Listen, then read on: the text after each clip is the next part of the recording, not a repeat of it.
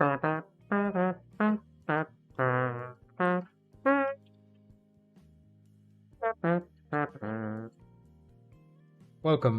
welcome, welcome, welcome.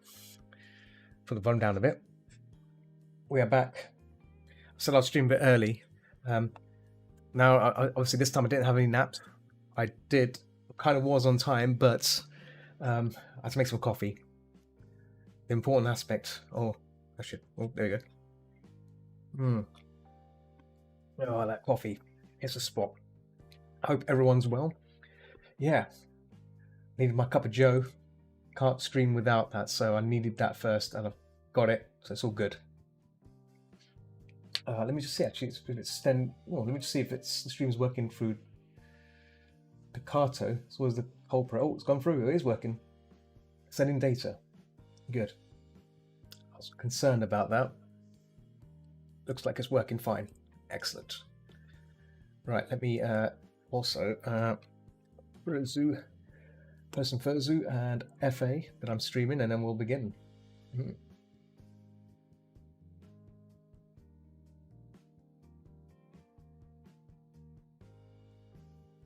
People following me on Furzu, which is nice. Let me post this. Oh, whoa. There we go. And one on FA as well.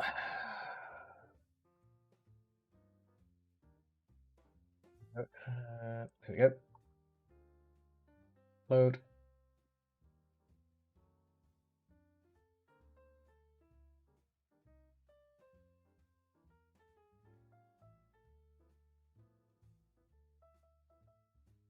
There we go. Done. Done and done.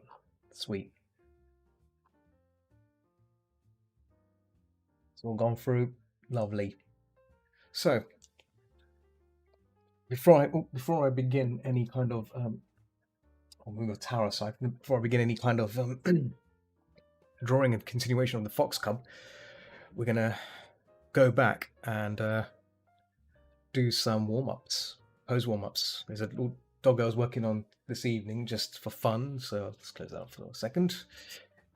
So yeah, let's get some poses done just to warm ourselves up, and then we'll jump back into doing this fox. So let's open up Clip Studio. And today has been cold. It's 9 degrees today. It's gone down to, what's the temperature now? It's probably gone down now. It's gone down to, drum roll, 9. Can't be 9. It should be 8. Oh, yeah, 8. It was 9. Now it's now 8 degrees Celsius. So that's pretty cold. Very cold. I'm just gonna move my headset out the way. I need to buy a new headset as well, because it's good set of headphones, but I need something that really covers my ears firmly, and they're pretty loose. So yeah, I need something better. So I'm loading up Clip Studio here. Let me just see if I can change the scene. Oh, I don't need to. I think I don't even need to do that. Hey, sweet. So this is what I did last time. These little 10-minute shorts. I'm going to do some more warm-up doodles. So let me just make a new folder here. Call it 1 minute, because they're 1 minute poses. These are the ones I do for Crocus Cafe, what you call it, whatever you want to call it, Crocus Docus. So I'm going to load that up. Vimeo. So I'm all on Vimeo now. I can't really use I cannot use YouTube, because YouTube obviously asks for my details, you know, asks for your age and stuff. I'm like, no, I'm not having none of that at all. Right, let me see. Where is picking a nice poser. Oh.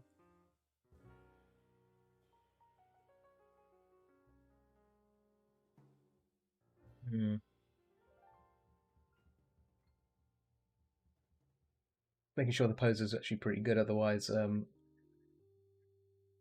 actually she's pretty cool. She's picking some eggs from the looks of it, so that'll do me fine. Just going to move these aside, shift my windows around a bit so y'all can see. So it looks like Picato's running fine.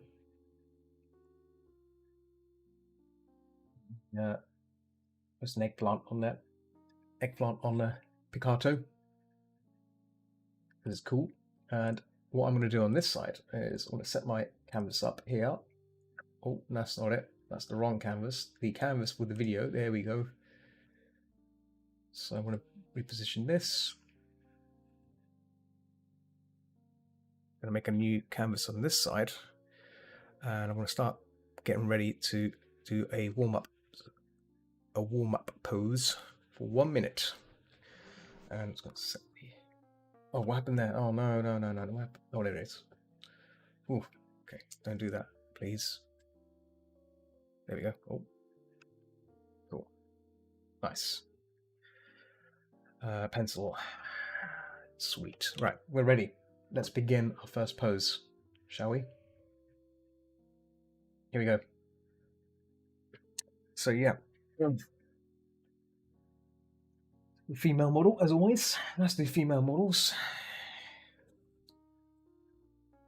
It's good to begin with a warm-up.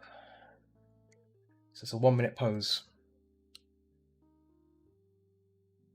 Here we go. So I normally do these just to get into the mood, right? Even though I was drawing today, it's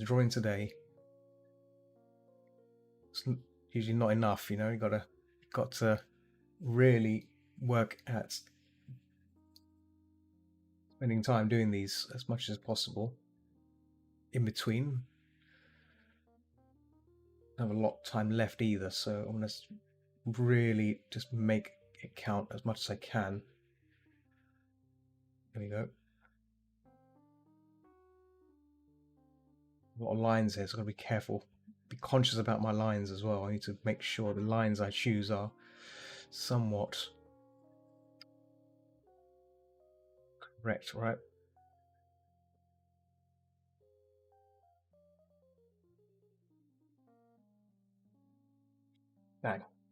Dang. Next pose. You've got a Gore Onion. That's what name? Gore Onion. I like that name already. You got this. Hey, Eternal Sky Costumes. Yeah, I got this. I hope I do. Sup? How are you today? Or this evening, if you are in the same island as me. Having some fun at the moment before I work on the Fox Cub. Need to get warmed up. It's a bit cold as well. It's a bit cold in the UK right now. So I'm just going to wear my little fleece jacket here just to stay warm. Got my coffee, right? So all these things to get me going, you see.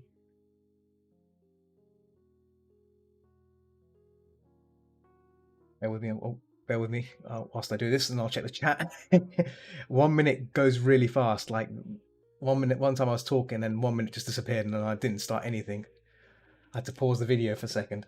There we go. Watching and learning while eating some dinner. Oh, nice. What you having for dinner? I always like being nosy about finding out what people are eating, because I like food. I do like food. So it's a nice thing to know if it's something tasty. I'd be envious. Today all I had today was Linda McCartney meat-free burger, quarter pounder burger. It tastes like a burger, but but obviously it's meat-free, so it's really interesting. I've been trying these meat-free stuff for a while. It's interesting. They're tasty as well. But this quarter pounder comes with mozzarella cheese inside it as well, so it's cheesy burger. It's very tasty. I had it with some chili sauce and barbecue sauce. Man, feel good. I might have to have two patties at the same time. That would be insanely delicious. Okay, it's leftover homemade soup from yesterday. Rice noodles, mushrooms. Oh, very nice. Soup is really nice. I last week I was having tins of chunky chicken and vegetable soup. So I've been having that with some, with some bit of chili sauce in it, just to give it a little kick. It's really, really fulfilling. Hits the spot.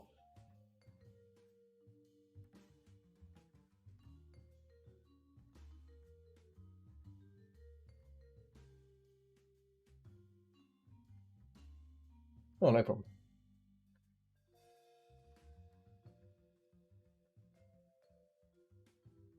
One second. On Twitch.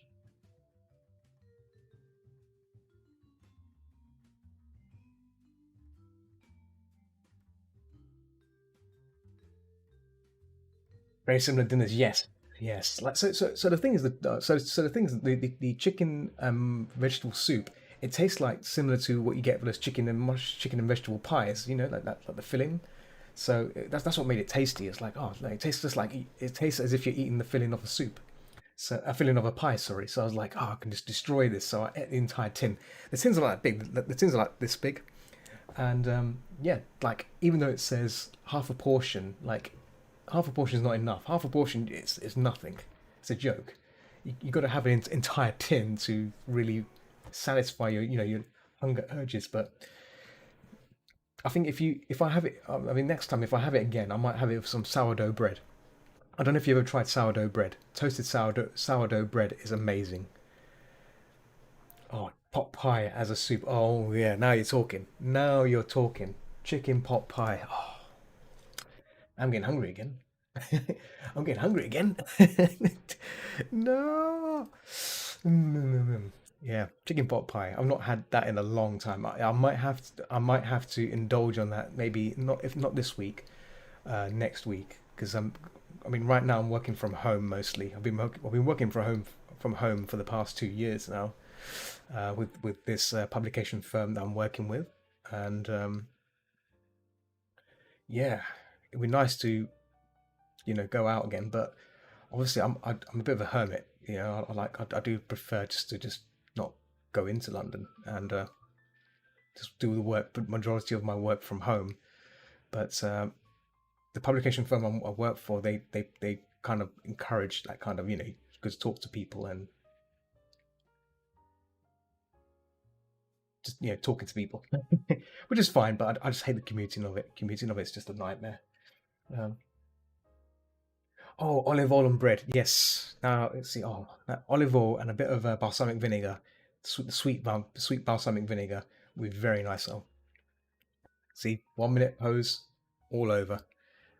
Next pose. I'm gonna be quick. I mean, this way, this way. I'm gonna pause the video just a second, so it gives me a quick head start. See, 1 minute poses go like the clappers. You just don't have the time to really draw. Yeah, if you get some sweet balsamic vinegar, the really dark vinegar, it adds a bit of sweetness with the olive oil. It's really nice. I guarantee you'll enjoy it. It's very very nice. Um, I normally have it in Italian restaurants. I don't know if you're. I don't know if you're based in the UK. There's a restaurant called Zizi's. Not Zizi's. Sorry. Vapiano. There's a restaurant called Vapiano, and they do bread, and they do they offer uh olive oil and balsamic vinegar, and if you have it in a little plate, or next to it, just dip it in, and you can enjoy it. Very, very nice. Hey Seth, how's it going? I was watching your stream and I went down to make some coffee. I come upstairs and then you've already like raided someone else. I was like, oh, okay, your stream ended. Oh, all right then. I might have to go back to Vapianos again. This year again, because it's good. Well, I'm well, thank you. I'm well, thank you. Yes, a bit tired. I've been sleeping really late, so I need to try and get my sleeping pattern fixed again. Like last night. I went to bed around about 2:30 in the morning, and I mostly just on Discord talking with Galen about stuff, random stuff, and then just got carried away with conversation really, and that's not good because like conversations that just get carried away, and before you know it, it was already 2:30, and yeah, it wasn't good. That normally I wake up at 8 o'clock, so 2:30, 3 o'clock in the morning till eight in the morning is not good. So my sleeping shit, my I've been feeling a bit sluggish right now. I'm drinking coffee and it's kind of balancing it out. Don't feel bad. I've been stuck on a non-sleep. Wow, till 5 a.m. Wow, that's nuts. Eternal. I think you should probably get some rest. Like having a good night's sleep is important. It's very important. I last year I used to sleep for 7 hours, and I can tell you, I can assure you, it feels great when you have a proper night's sleep. Um, we find that fresh crusty bread or found bread at a local shop. That's just Polish. Polish bread is also good as well. At Polish bakeries, yes. I get past that. Past weekend, I haven't been sleeping till 5. So busy. Oh, yeah. I think once, like, I mean, I assume, Seth, you're probably getting ready for virality, right? Is that why you've been working hard to get all this stuff done? But yeah, we should 7 to 8 hours is usually good. I've been fixing it. Get 8 to 9 hours per night or day, no matter as you can get. Okay, that's good. 8 to 9 is pretty good, but I wish I could have 8 to 9 hours. I normally do it. I'll normally do it on Saturdays. I sleep for the entire day on Saturday. Like so, on a Friday I'll be up all night, VR chatting, whatever, Phasmophobia, lingering on Discord, and then Saturday morning, on Saturday I'll get up around about 3 o'clock in the afternoon or something because it's just nothing else to do. Oh, and we had a friend over, so I was doing a lot of chatting. Yeah, oh, that as well. So if you have a guest over, then yeah, you're gonna have to attend to the guest. Weekends are special. Weekends are so special. I agree. Oh. Another 1 minute pose. Won't take long. So I'm just quickly doodling this out. I can as quick as I can.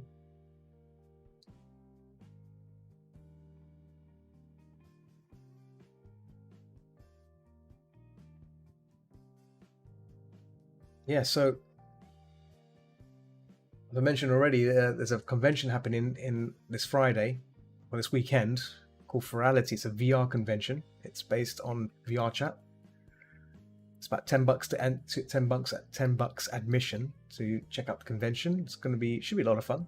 I went there in the last convention. They have their conventions twice a year, if I'm right. And but the first one I went to was really good. Made a lot of contacts. Yeah, it was great. So it's happening again this year. Happening again, sorry, this year. This final one of this year, and yeah, it's gonna be. I'm hoping it's gonna be as good as it was last time, and yeah, hopefully get to meet some more people. This time I've got a booth. I've actually got a booth set up, so that's gonna be really cool. Having like my own little dealer's den booth, but the thing is, I don't think I'll be selling anything, even though I've mentioned that my commission prices and all that. But I'm probably gonna tell people that I'm busy or I'm full. So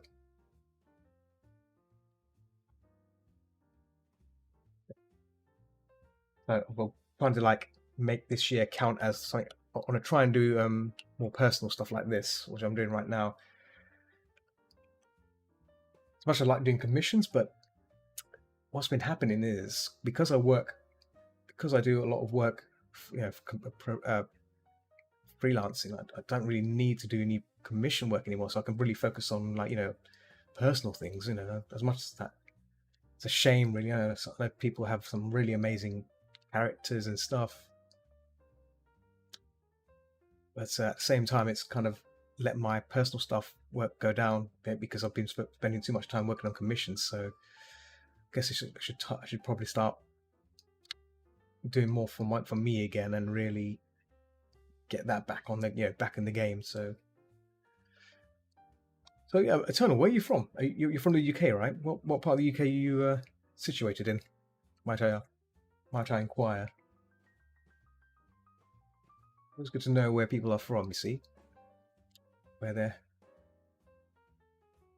Sometimes it's just a good just to hear where people come from all walks of life. You see, especially in the day and age. Michigan, USA. What? Oh, okay. I take it. I thought he's from the UK. Okay. Oh, so is there Vapiano? I think there is a Vapiano in the US then. I think, right?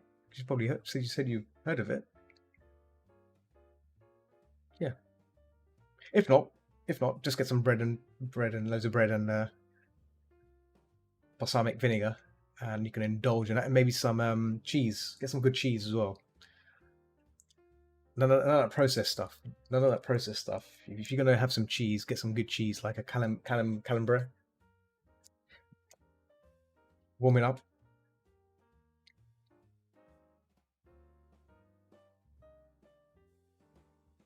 What in US? Vapiano. Sorry.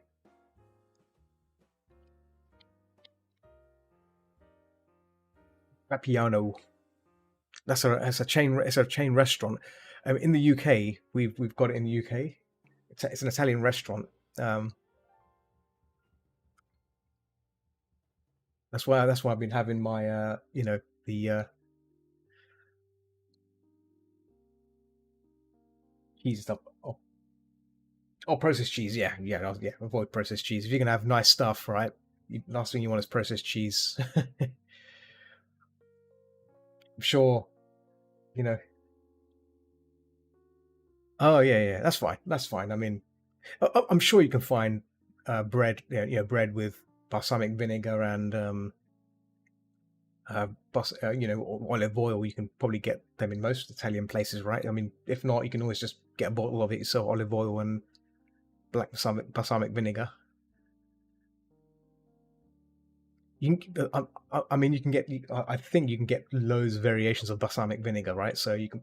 I'll leave that to you if you decide if you come across any good ones. Any good, you know, good brands or good variations. It's about. Yeah. Oh yeah. Italian. Yeah. In UK, in London anyway, there are a bunch of Italian restaurants, but like you have to try them all out, right? There's some which are better than others. Some which are a bit mediocre.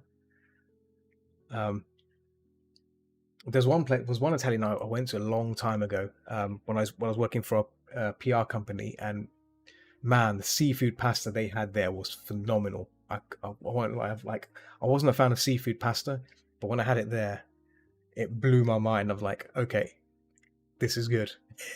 Like their clams and prawns, like really thick prawns. Oh my god, insane! It's just insane. Because normally I go for like chicken or something like chicken pasta or something like that, or with something pepperoni or something that's not seafood basically. But yeah, man, that opened my eyes a bit. When you have if someone takes you to a good Italian restaurant and you're served good stuff, it blows your mind. Same with sushi, right? I never when I go to a Japanese restaurant, I would never get sushi because normally I find it's a bit cold sushi. So it's just like, who wants to eat cold, cold fish, right? Cold whatever. And there's a Japanese restaurant I went to, and a colleague of mine, sushi is called no, wait, oh yeah, but so I went to a Japanese restaurant, right? And they ordered sushi, like a platter of sushi, and I got made to try it, right? And I thought, I said, I don't want it. It's gonna, doesn't sound nice. No. So check this out, Seth. So I thought it was gonna be cold, right? Like fridge cold, yeah, but it wasn't. It was lukewarm. It was like room temperature sushi. Room temperature. It wasn't cold. Room temperature sushi. Like when you eat it, it's like it melts away in your mouth. This was like proper sushi. This wasn't like. Oh no, it wasn't warm. It wasn't cooked. It wasn't cooked. It wasn't cold. It was like room temperature. As if it's like freshly cut fish. Like there and then. Not not frozen, not cold or anything like that. Yeah, room temperature. Like as if it's just been cut recently. That it blew my mind. Like wait a minute, this actually tastes good. Like it doesn't taste like it's been in the fridge or something. It's as if it's been cut like just recently. Like the fish has been cut and the fresh fish has been cut and it's been served to you. Oh damn! Suppose time ran out. It's Eat Tokyo. If you know the place, Eat Tokyo. It's that good. That place, Eat Tokyo, is that good. The queue goes outside the restaurant. Uh, yes, it's melting in my mouth. Yeah, yes, that it melted in my mouth. Nice. And some place mentioned same place I mentioned. It was both hot and room temperature. Just depends if it was fried or not. Yeah, right. Yeah, but like that's the thing. That's the thing to notice, right? So good sushi should be room temperature fish, right? The fish should not be cold. It should not be hot. It should be like when you eat it, it should just be room temperature. That's what I mean. Eat Tokyo, yeah, that's the restaurant in London. They've got a few chains in London, um, but yeah, really good sushi, and they have Japanese chefs for a change. So all the chefs are like Japanese. The original restaurant came from Japan. They started making their branches here. So the chef who owns the place, it's really good. But I'm not a sushi person, but spider crab sushi is damn good. Spider crab, like it's just incredible. Let me find some photos. Hang on, I have some photos of it. Eat Tokyo, Kyo sushi boat. You can get a sushi boat, right? It's got a fish head on it. It's crazy. This place really just goes. They're nuts. I wonder if it still exists. Hang on, let me see. Let me find a photo of it. Oh, here it is. Yeah, Eat Tokyo. Let's look at this. Oh, I'll send you a post. I'll send you guys. I'll post this in chat so you guys can see it. Oh, that should go through. There you go. Is that going through for YouTube? Hang on. Oh, hang on. It's not going through. Hang on. I'll post it in YouTube as well. 1 second, because I've got. Oh, it did go through YouTube. Sorry, yeah, it did. Restream posted it, right? Is that right? Restream should have posted the link there as well. So that's the sushi boat, right? That's like really pricey, but like you get like it's crazy, right? Again, Seth, all that sushi on it is room temperature sushi, so it just melts away when you eat it. It just melts like just like I can't explain it. It's just incredible. It's like sushi that you want to eat and enjoy. That I can't express it. The best one I had was the spider crab. Let me find a spider crab. Uh, Spider crab. Oh, there you go. This is the one. Yes, spider crab. There you go. This is a spider crab. So this is like a soft shell crab. Sorry, soft shell crab. That's what they call it, not spider crab. There you go. Look at this. So basically, they're sushi rolls, and they got crispy fried crab legs crawling out of the sushi roll, and yeah, you can eat the entire thing. It's crispy. It's like eating crispy sushi, like crispy sushi rolls. Very Moorish. You can just obliterate that. Yeah. You had it before. Yeah, exactly. Okay, that's good. That's good. But it's delicious. And Eat Tokyo also do the squid ball, octopus balls. So like it's like a fried ball, and inside in the center, in the gooey center, is a chunk of squid. It's very nice. Taco okiyaki or something. Taco okiyaki. I forgot what it's called now. Squid ball. Squid ball. Well, Japan. What's it called? Japanese squid ball. Tak takoyaki. There you go. Takoyaki octopus balls. That's what they're called. And they're served with fish flakes and some sort of sauce, black sauce. It's like a barbecue kind of sauce. Very nice. Oh, sushi restaurant cocktail bar. Okay, I'll check that out. Oh, food. Squid bowl. Yeah, yeah. It's getting a bit excited now. All this food talk, you see. That's why I'm getting a bit like, ooh. See, now I want sushi now. Yeah, there is a plan. I am planning to go back to Eat Tokyo at some point. At some point. I'll tell you what is also nice, the dragon roll. I'll show you the dragon roll one second. I'll show you that right now, which is another amazing, amazing sushi plate. So like this is like a bunch of stuff on it, but it looks amazing. It's just like it's beautifully presented, and it's fulfilling. Here you go, dragon rolls. And they got like fish eggs or something, like coloured fish eggs, like orange fish eggs and green fish eggs. It's incredible.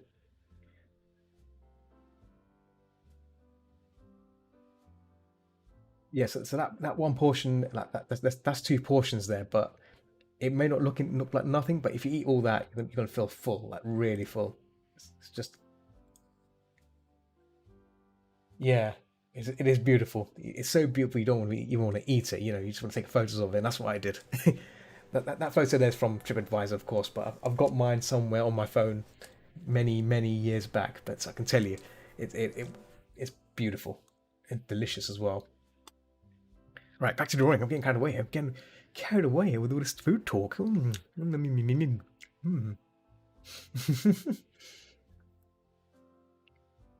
Yeah, sushi.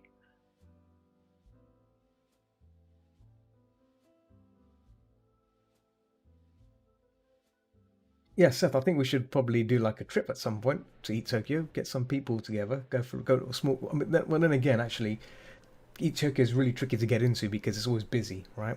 I'd say the most you can probably take is like 6 people. Anything more than that, you'll probably have to like sit with other, they have to split up, I guess, because it's a small restaurant. Their main restaurant, which is in Covent Garden, is the queue is just ridiculous to get into. Like you have to like wait outside, but it's worth the wait for what it is, right?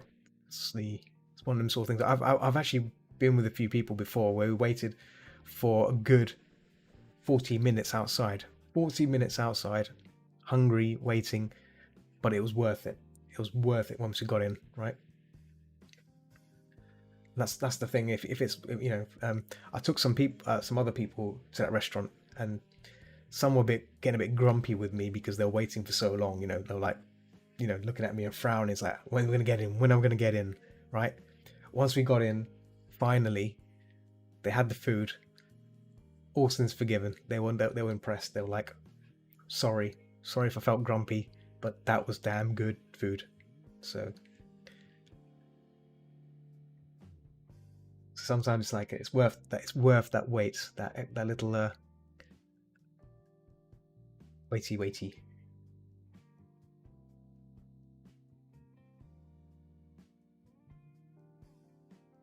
Okay, next pose. I think oh, time's up. There we go.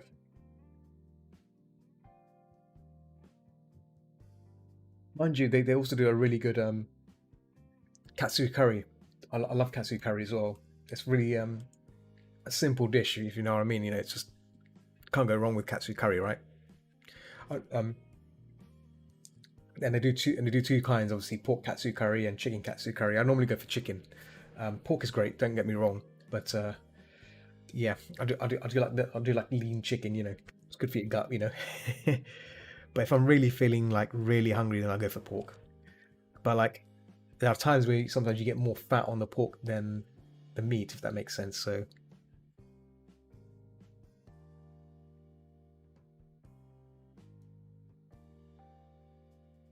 really picky about those sort of things. But at least with chicken, you don't get like that katsu fat attached to it, basically. So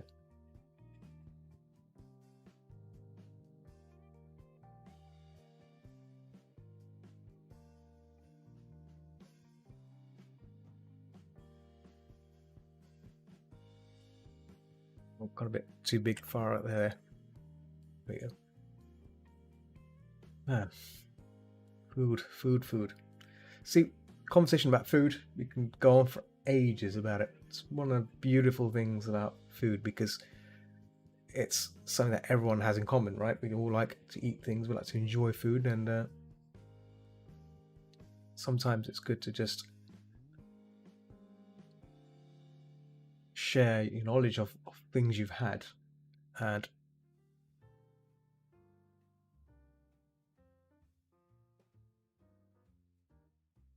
gives people ideas. I'll tell you one food I've not had and I would like to have at some point, which is Ethiopian food. Uh, their dishes are kind of very exotic as well. You eat from one big pancake and you eat it inwards. It's very, very nice. Yeah, yeah, damn right, damn right. There is a restaurant I've been to which is like a Indo Malaysian restaurant called Heron Tortoise, Seth. That's another restaurant worth checking out as well.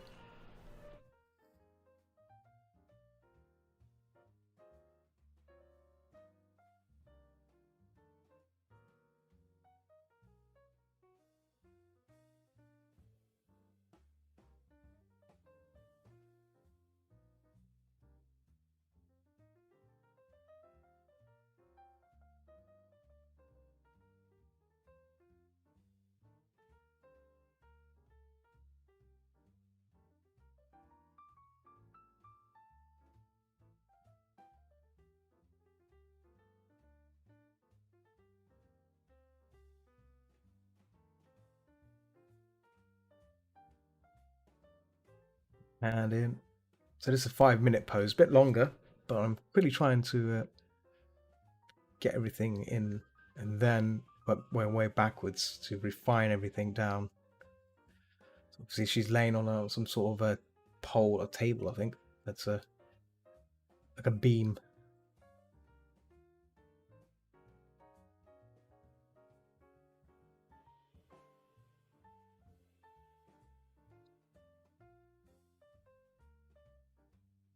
Can't explain it in words. Oh, that good.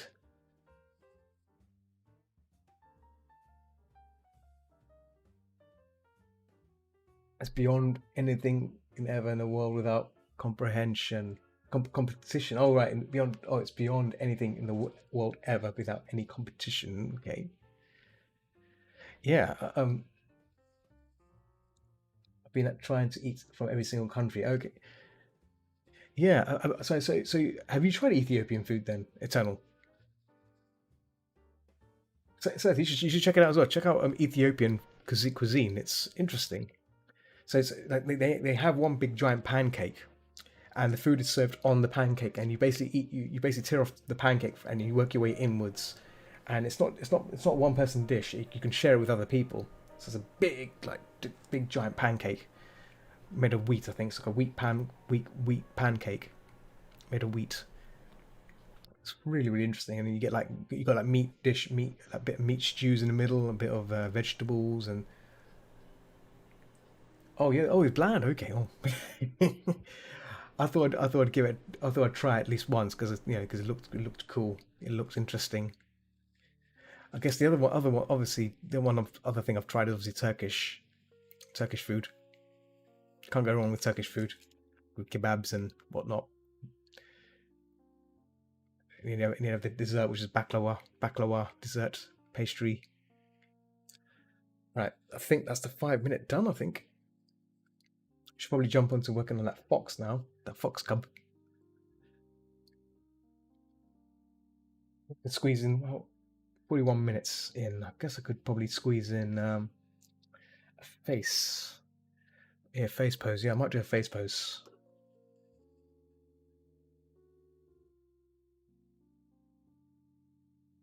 Yep, Turkish yogurt with bread is something I make often because I like it. Yeah, yeah, Turkish bread with yogurt. Sounds very nice. I mean, I would. What about Turkey with uh, bread with bread with hummus with I think they put some oil in it as well. I think that's olive oil in the hummus. Or that's really good as well.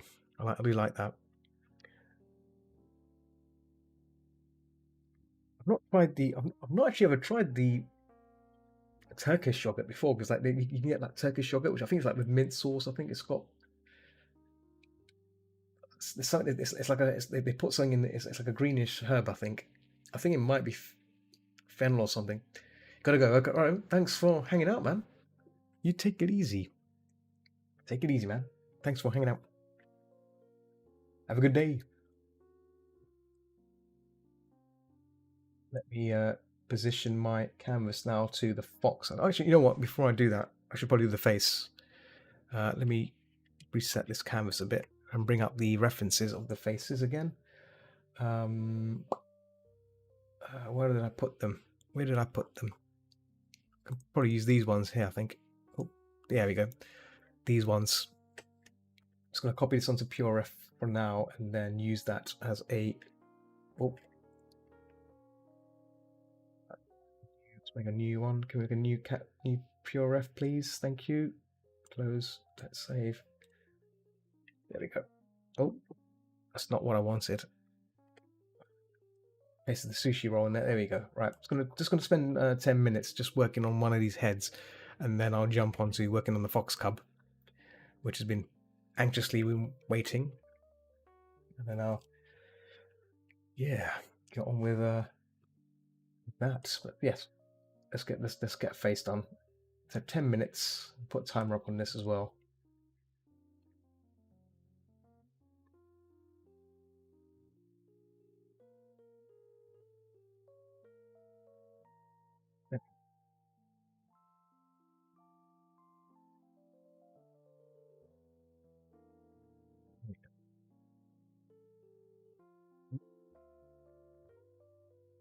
Made the pen size a bit bigger, but it's not. There we go. There we go. That's better. Again. Lock it in. Just block that initial shape.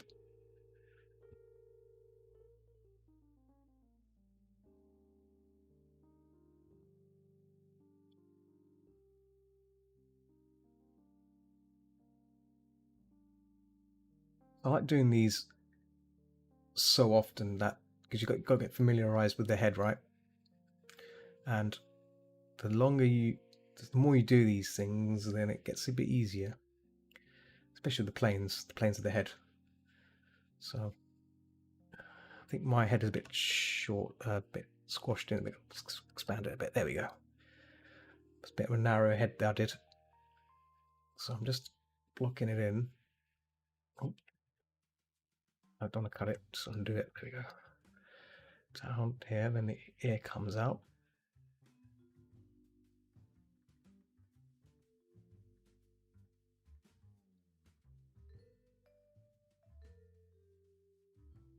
Oh yeah, Seth, was you at the last meet? I don't know if you're still on the stream. Did you? I didn't see you at the meet unless you weren't there. I keep turning up pretty late for the meets nowadays. I've been trying to like get there on time. You see, oh okay, that's fine. Yeah, that's fine. I was gonna ask. I was gonna say, yeah, you been or not? You plan to come to the next one or the winter party?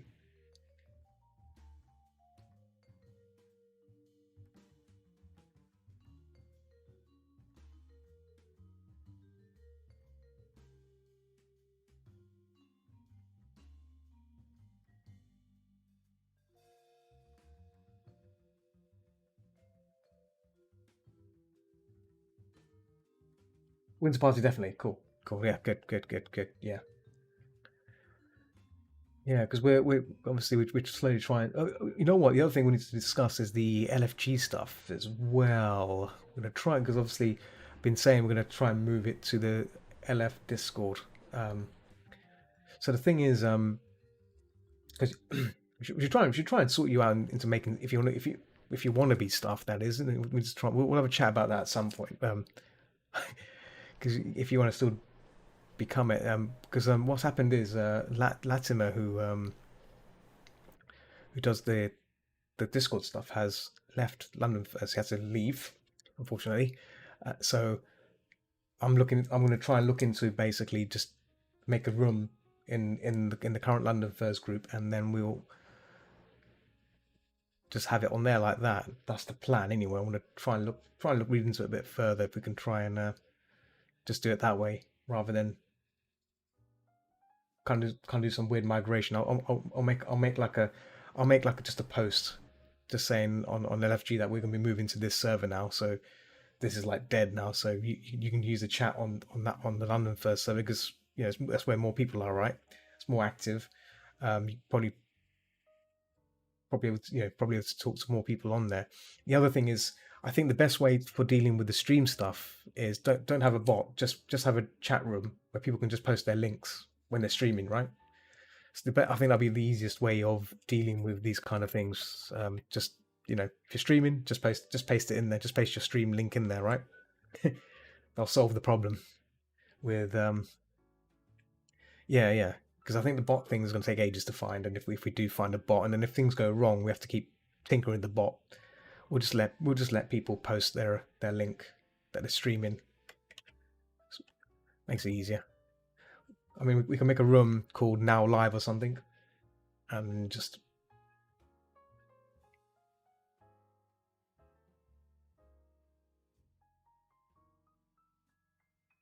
can do like a React as is already set up for artists extra, and then when stream goes, yeah, exactly, yes, that'd be a good idea. Yeah, I mean, the thing is, right now, I'm not sure how Latimer sets up the server, so I've not. I think he's actually. I think he's closed his accounts down. I need to try and reach out to him, see if if he can still help out, because he essentially built the server, right? All the roles and everything. So I've actually read into what bots are running and stuff. What the server's actually doing. Unless you know stuff about it. Or Charmref, or does who? Do you know anyone that knows Discordy stuff? Or are you? Okay, okay. Something we should have a little chat with Annie about then, if you want to, want to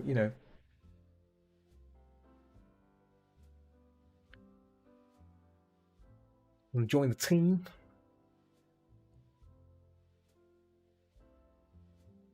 Bit of community service. That's what I call it. Community service.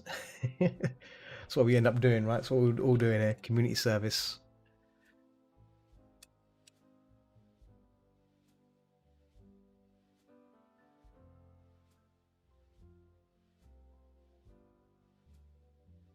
There's one called reaction roles. You basically just react to. Yeah, I've seen those. I've seen those roles in some servers. Yeah.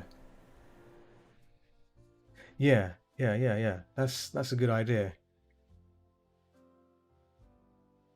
I think we've got something like that in place. I think because when you join the London first server, right, it asks you to click on the checkbox, right, to if you agree with the terms and conditions, and if you agree to it, then it shows everything else. Otherwise, it kicks you out if you don't agree to it in time. It automatically kicks you off the server. So I guess that could be manipulated to have other things. Maybe I don't know, but yeah, there is something like that. There is something like that in place. That's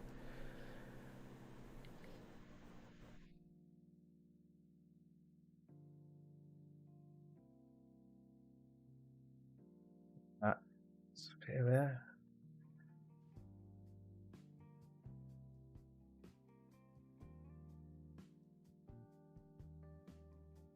I believe there is a reaction role in place as this one for 40. Okay, yeah. Well, they don't do much other than giving you time. Yeah, I guess yeah. So I guess it would be nice to have one for streaming, I guess, or game streaming. I guess this is where we can decide. We can probably have a little plan and discuss what sort of tags we want to do for that, right? For the LFG stuff, and then execute it, I guess, and then put it in place. And then for the other stuff, the art stuff, and we can probably take it, make use of that and maybe do some bit more things with it. And fursuit as well, because there's a fursuit tag as well, right?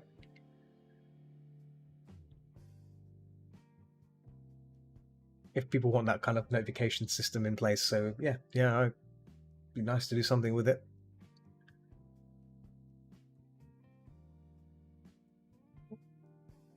This head's looking a bit wobbly, bit wobbly. Needs a bit more structure, I think. Let me do this properly. That head looks a bit wobbly. Got a minute to go.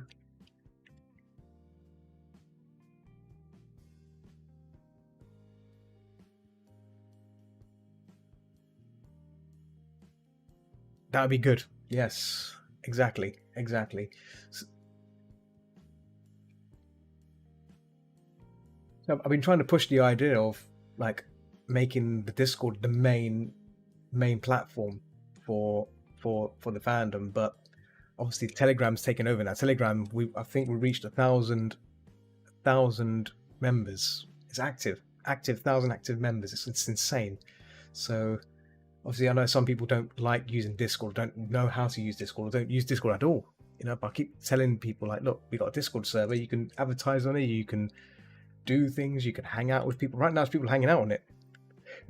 Right now, there's people talking on the voice comms. Like yesterday, people playing Cards Against Humanity on there.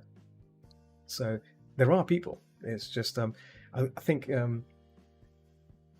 want to try. We'll try my best to push it. So you know, people can join on there and chat with people and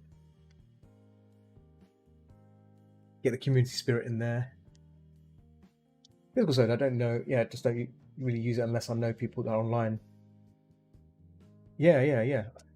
That's understandable. If you need to call, you know, if you're in too many groups, I'm in a lot of groups as well, and I only utilize one or two, you know, groups. The rest I'll just, you know, just I don't have time to keep. I don't have time to monitor every single channel, or to look what they're doing. You know, like so like the Phasmophobia one, I do sometimes peek in there. Recently, I've been looking into the what's it called uh Virality one. Sorry, Virality, because Virality's coming up, so that's the reason. You know, things like that. Yeah, Discord is easy. Yeah, I agree. I agree with that. I totally agree.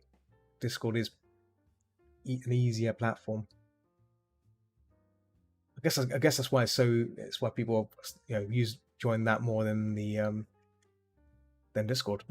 People are wanting to join that more. Hmm.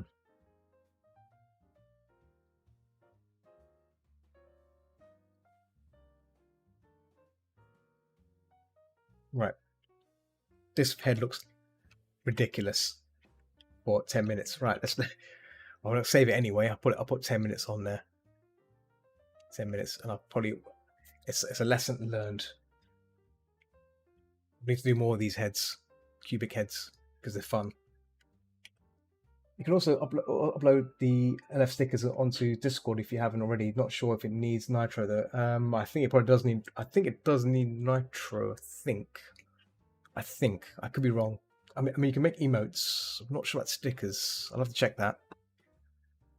I will have to check it.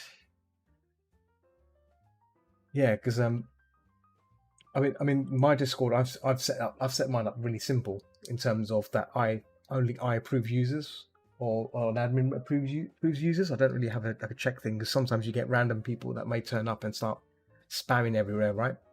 So always anyone that joins, I get a notification on my phone that says someone's joined, and I just say hi to them, and then if they're okay, if they respond, good. If they don't, they're a bot. They're a bot. They're a robot. Sneaky robot. Don't like robots. We don't like robots. Camtasia recorder. So this is the Fox Cub. Little Fox Cub. Pop. I'm going to resume this little chappy. There we go. Hide that for a second. Actually, no, I was in the way there. Actually, you know what? Let me check. Let me just actually check, because now you mention it, I want to see if we can actually, London Fairs actually has a sticker option. Oh, what's this? Hide the embeds here.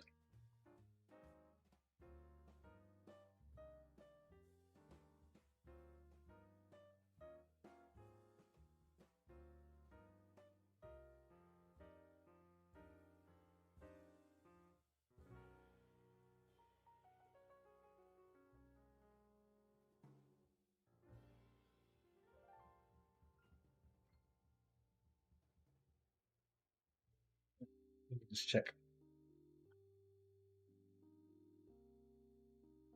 Servers. Stickers, there we go. Oh. You have to be level 1, Seth. Level 1 to put stickers in. So yeah, you do need Nitro, I guess, don't you? That means London Fez has been given one level 1 boost, so stickers can be applied there.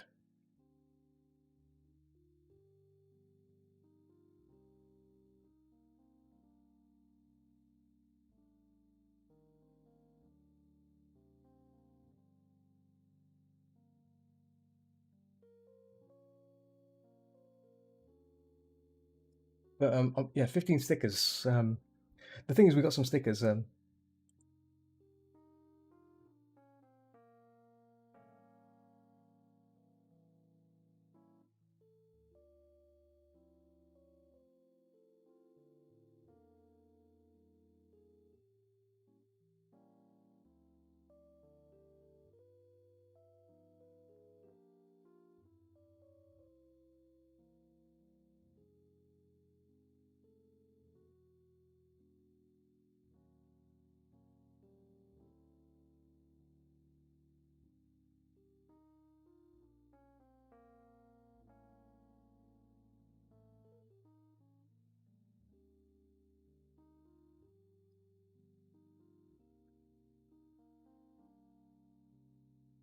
Someone's saying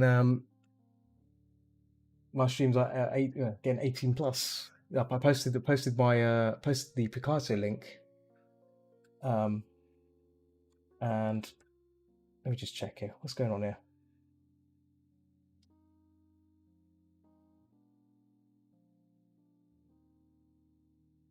Yeah. Okay.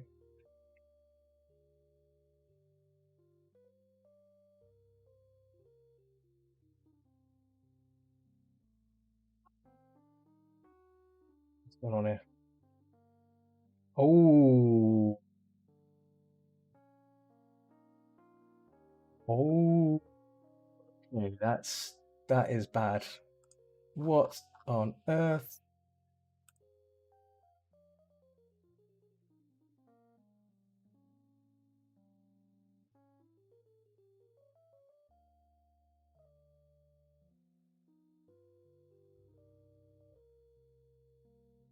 Okay, that makes sense. Let me change. Let me hide that.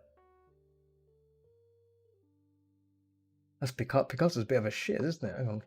My bad. Part of my French. Hang on. If I just get rid of that.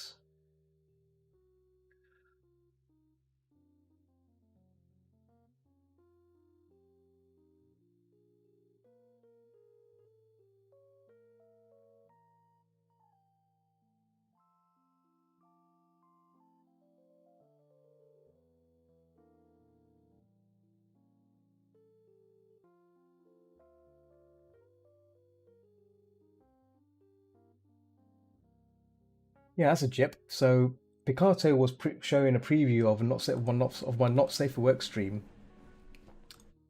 even though I'm doing a safe work stream. That is bad. So I had to like, and that was posted in London Fest. I thought it'd be working fine. That's oops. I had to remove that link, remove the Picasso link.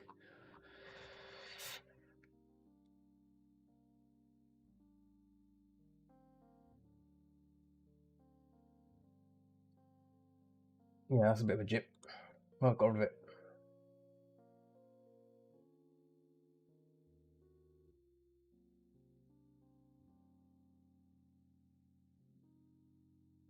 Let me hide my. Yeah, that's foolish. Yeah, it was showing. It was. I've closed the post. Let me just. Oh, I've lost the post now. Where's it gone? Ah, I closed it. Yeah, it was showing. It was showing a thumbnail from my last stream on Monday, which was not safe for work stream. Why it shouldn't be showing that? I'm not sure why. I think it's been cached. Then yeah, Picasso need to sort that out. That's bad. That's very bad. Oh, let me just double check. What the hell's going on here? Just give me a second. Let me just check Picasso for a second. The dashboard. Why has it done that? Why has it done that? Who?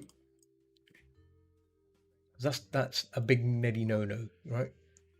Neddy no-no. Edit profile. No. Yeah, there's no way to.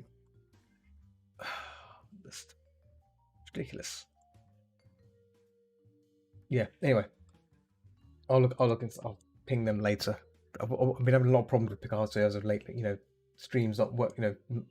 Restream not working properly with it, or recordings not going properly, or streams will sometimes drop randomly on it. It's just one problem after another. But yeah, marvelous. I'm not gonna get that down. I'm not gonna get that down. I think next time when I do streams, I'll have to not include. I think there's a way to not include previews, isn't there, Seth? For Discord, there is a way you can post a link and not include a preview screen. I've forgotten how to do it though. I need to read up on that. I need to read. I did it once before for Virality.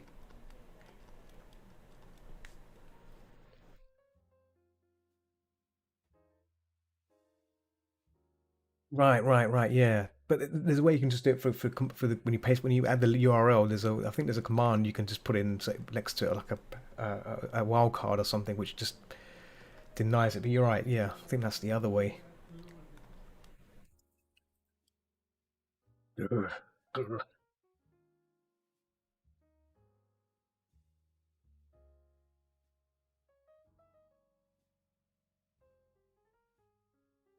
So yeah, there was a not safe for work image posted in London first, thanks to me.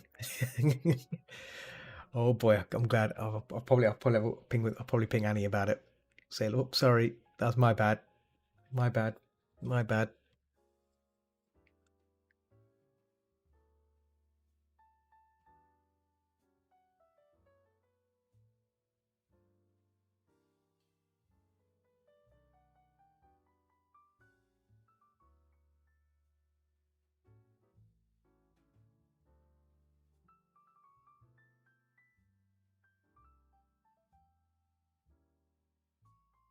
Naughty, naughty, very naughty.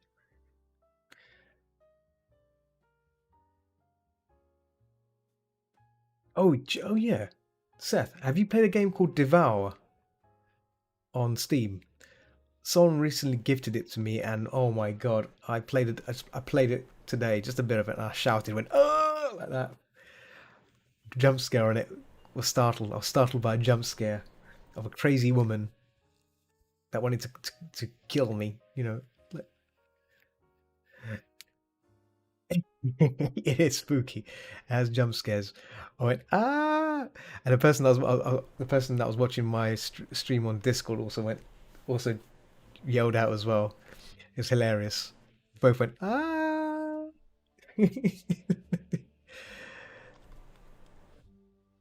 And it was a but it comes with an option to turn off jump scares. It's got like so basically it makes less of a sound basically when you get caught.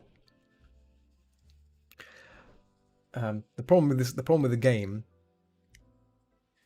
the problem with the game is it's a multiplayer game. You don't really want to play it solo. I played it on my own, and I think the game is much better with other people because it's a team game. You gotta get all the items in time. The more items you collect as you get closer, the harder things get. Basically, the woman that hunting you down, starts to get more aggressive and starts speeding up.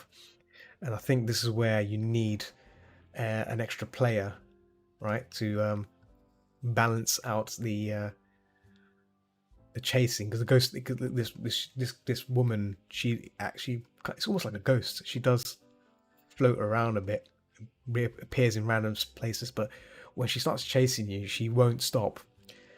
So it got to a point where she was just constantly chasing me and just not stopping whatsoever, just constantly chasing me around and round in circles. I'm just thinking, when's it gonna stop? When's she gonna like give up and cool down a bit so I can focus on the game? She never did.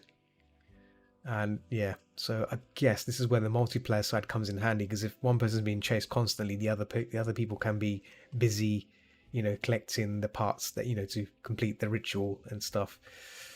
Oh man, that was bit of experience. I might play it some more tonight just to give it a little test, little cheeky test. I was wondering if you had it. And actually, speaking of spooky stuff, have you played the updated Phasmo yet? I played some on Sunday. It was pretty good. The camping, going around, hanging around the camp. The ghosts are more ruthless as well. Ah, oh. Well, if nothing happens on Friday, we should get some people to go and play some Phasmo. A little bit of Phasmo before or after, a bit of virality. Get the little juices flowing, get the spooky tingles flowing. Or unless you're streaming, are you streaming on Friday?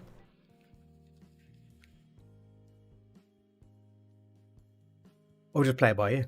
Play it by ear. In fact, I think there are some spooky worlds. Oh, you're gonna stream and in virality. Okay, yes, that's good. Do it. I need to get the OVR toolkit still. I'm waiting for the sale to kick in for Steam, then I can buy it. Because I want to have like the overlay, windows and stuff for chat. If I'm going to do streaming on it, it's very, very important to have that kind of thing. Bit of warm in there, it's a bit of red there. We go. Yeah.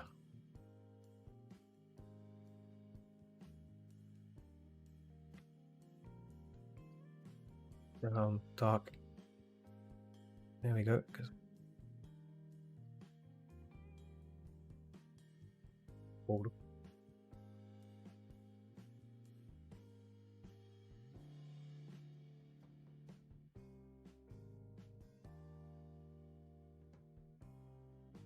I think next year. I don't know if you've already done it or thinking about it. Maybe next year you should do like a virality booth for your commission stuff. Your art stuff and your 3D recoloring skills and stuff. Have you thought about doing that? And obviously advertising your streaming channel. I think that'd be a cool way to promote yourself on there as well. Well, that's why my objective is for this. Yeah, that's what I'm doing. That's what I'm doing this year. At this virality, it's more of a broad showcasing of my work and the streaming side. But like it's just mostly just showing all the paints like this, the paintings I've done, and if anything else. But I mean, for you do the recoloring, so that might be a good incentive because I've seen a lot of people offering repainting, and there's a lot of them. So I think with you, because you stream as well, I think that could be the extra hook that appeals to you. May appeal to people that oh yeah, this Seth, she does some streaming, and she does the recoloring, and she does a bit of the arting. Okay, I'll come and see that, just like that. And before you know it, and it's free. The D-list and applications is free, so it doesn't cost you a penny to sign up. So I think that's what's good about it. It doesn't cost a penny, and yeah, make some nice graphic.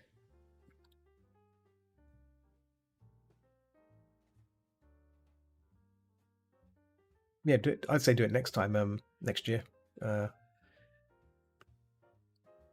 If you're still planning to do VR chats, because I mean, I've noticed there's this like now that the meets are back, right? A lot of people have kind of like forgotten about the VR side of things, and I'm like, I haven't forgotten. I have not forgotten about VR. I still want VR to exist because we're still a lot of people doing these things and it's fun. Excuse me, but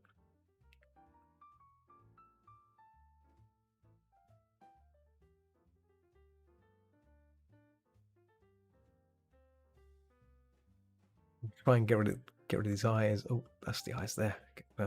It's gonna push this back a bit. Oh, push this back a bit. There we go. There we go. Make a new layer on top. Spooky eyes.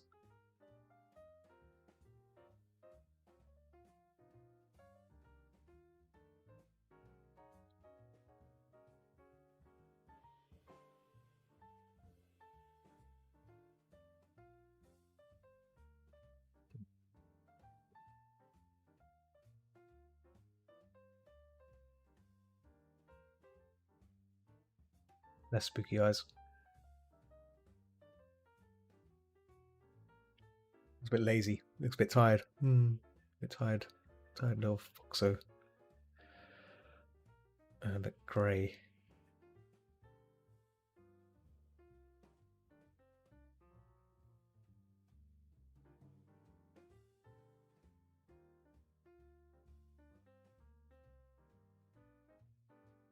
I haven't got to the rendering yet. I'm still sorry, not got to the yeah, rendering. I'm still blocking it in.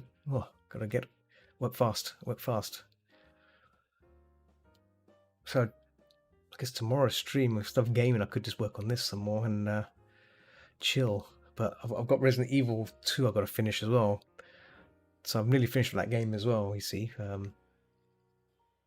Complete Leon and I got complete Claire and then that's it. And then I was thinking of replaying the whole game again on hardcore.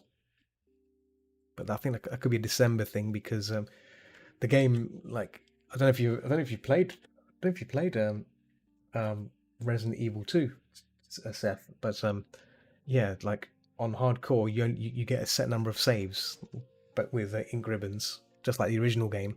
So streaming the game is difficult because if you only stream for a certain number of hours and then you're saving it, it's difficult to, you know, if you have to use them wisely. Whereas if you're playing normal, you can save as much as you want. You can save, you know, when you finish streaming, you just save it, come back to it later. But on hardcore, you have to decide, you know, if you want to get a big chunk of the game done, fight a boss, whatever, then save it. So like, you have to decide like when the best times to save the game and save it before the boss fight, which could probably kill you or whatever, and then saves you from doing like a whole bunch of sections again because there's no checkpoints either. So it's kind of can be a bit, yeah, infuriating. But that is how the original game was as well. The original Resident Evil, you had to.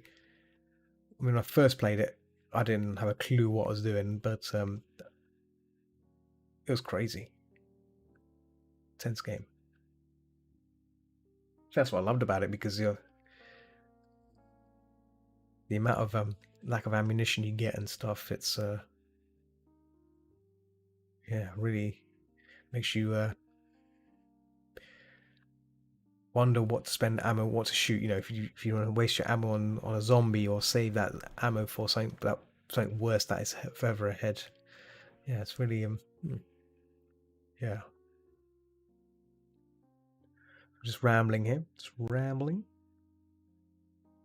Ramble goodness.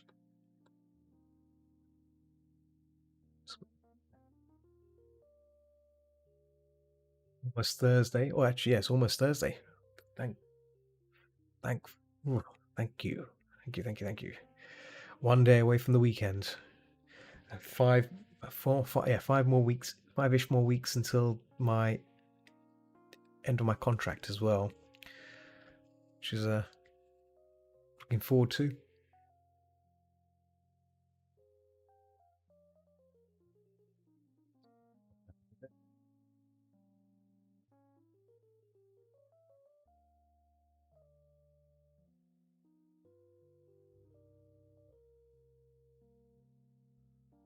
Console needs a bit more lowered, I think.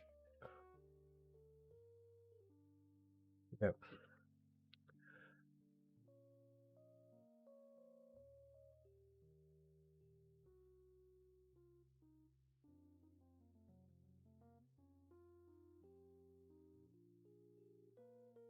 Yeah, those eyes. There we go. Those eyes I'm not satisfied with because that's a bit.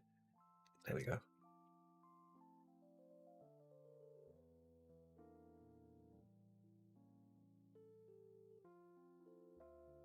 Yeah, because eyes are a bit closed in as well. Actually, this brow side comes in, so let's close that in a bit. There we go.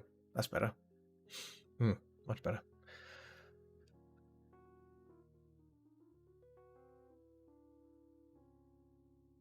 Just gonna add some bit more shadow on the darker values here, just so it pops out a bit. There we go. Then we have the underside muzzle, which we can't see because the there's a line there, black line. I've been, my line works, which was getting in the way, but that's fine. It's okay.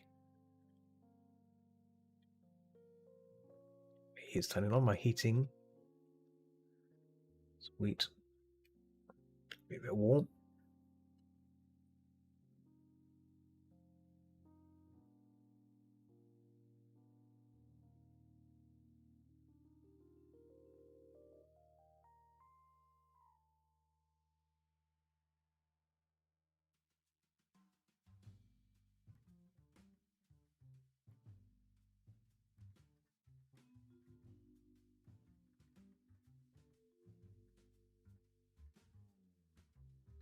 There we go. I think I could, this is kind of ready to render out, because otherwise, just paying for 15 minutes. I'm doing a couple more coffee as well. I think that coffee hits the spot.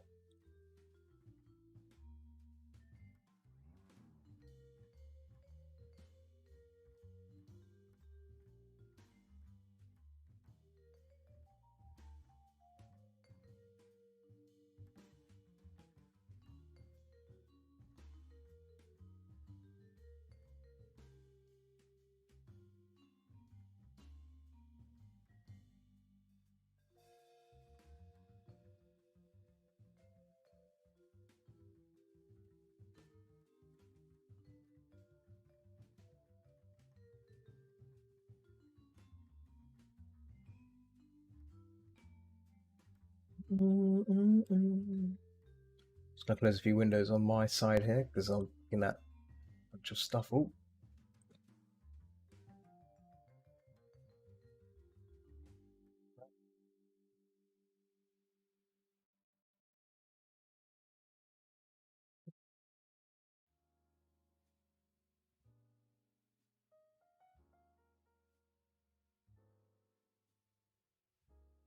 oh.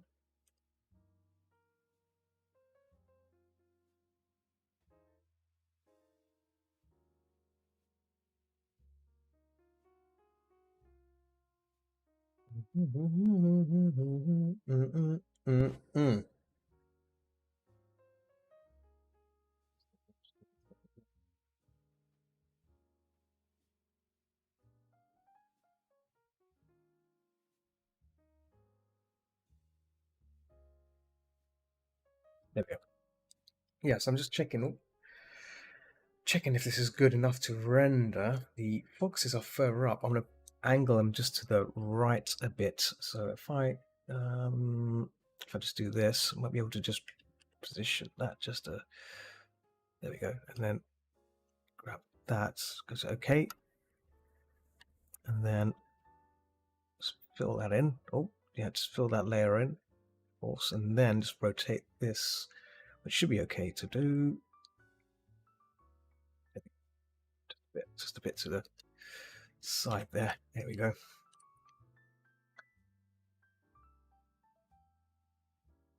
There we go.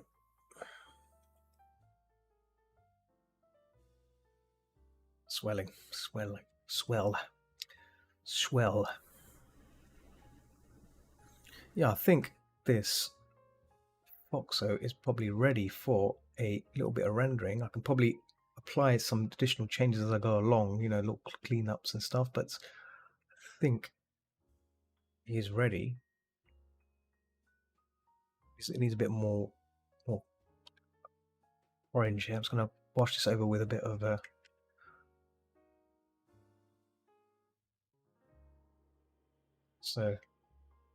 wash of orange, warm him up a bit. It looks a bit cold. His values, hue I'm using is a bit as well, is a bit cold as well, so it's a bit of a, yeah. So here, this bit here, this is a,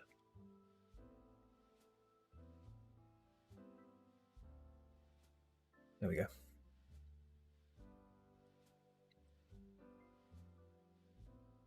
Arches, muzzle arch is also very important, you see. So I'm going to try and, there we go, looks a bit nicer.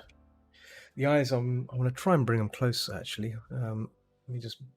The eyes a bit further away. I'm just going to... There we go. There we go. Oh.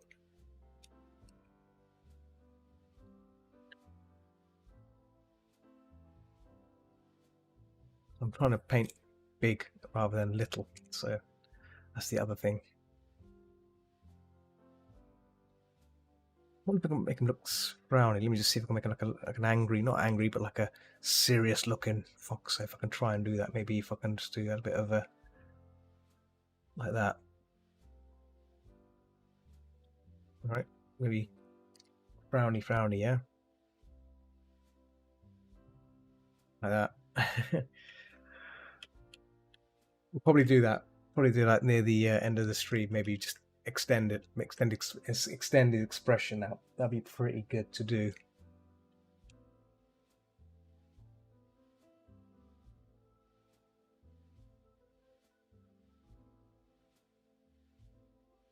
Right, I think this Foxo is ready for a render, I think. Because I've been 50% again. Oh, come on. Come on. Yeah. I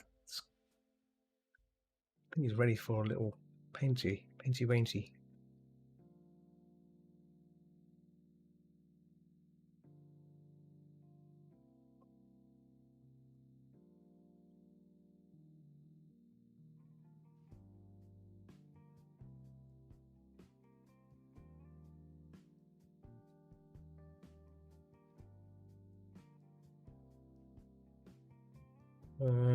Hmm.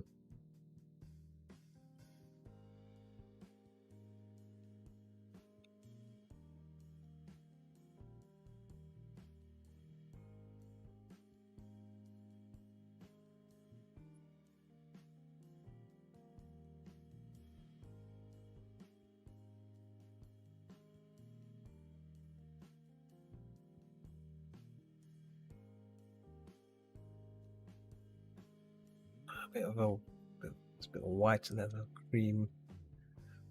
Yeah.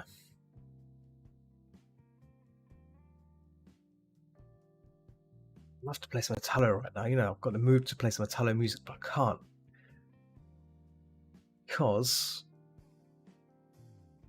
Twitch and YouTube won't like me playing that music.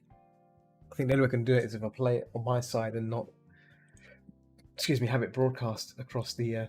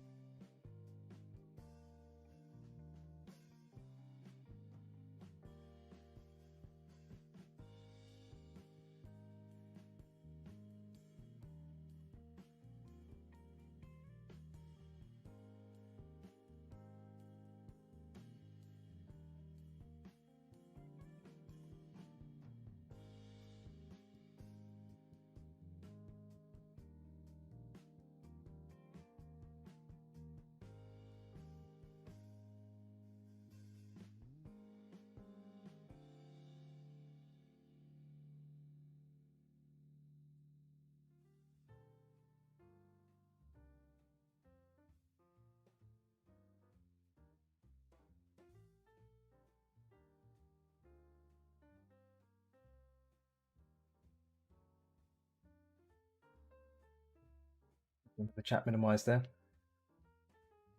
Yeah, oh, actually, you know what? I'm gonna try and bring the window larger because I can't see my preview window of the stream. It's like a little tiny Little pip.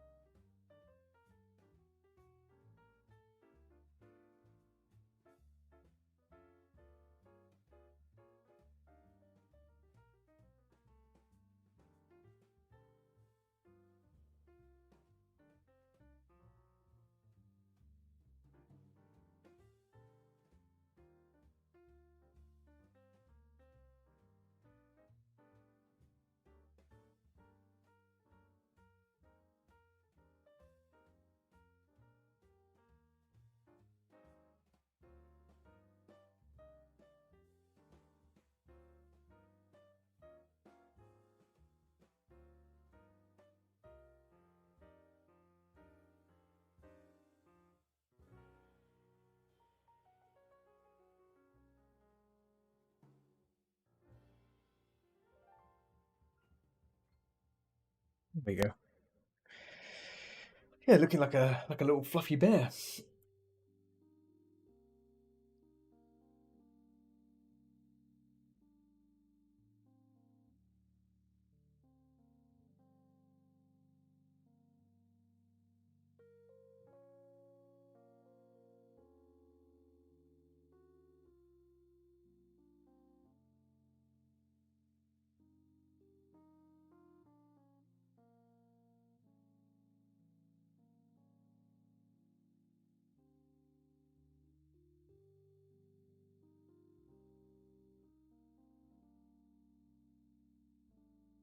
You're gonna head off. Okay, Seth. Yeah, thanks for hanging out, and have a lovely evening. And thanks for hanging out. And yeah, for London First stuff, LFG stuff, we'll chat about it at some point.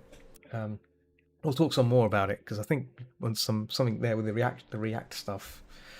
Yeah, maybe have a meeting with Annie as well. We'll sort something out. Hmm. So I'm multitasking here.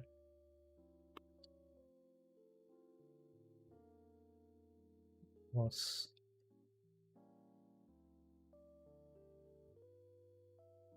trying to find something else. What was that?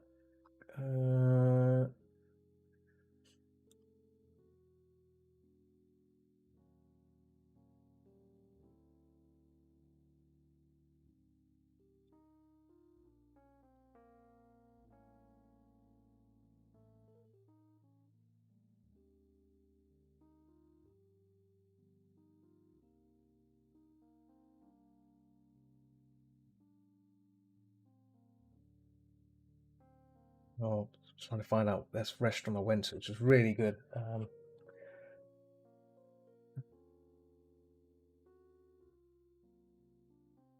Wasn't King's X, King's and Ginger? No, no. Hoppers, King's Cross. Uh, No. I think Granary Square? No? Might be in Granary Square, I think.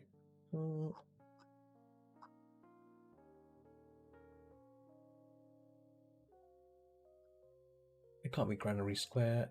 No, hang on. Or is it?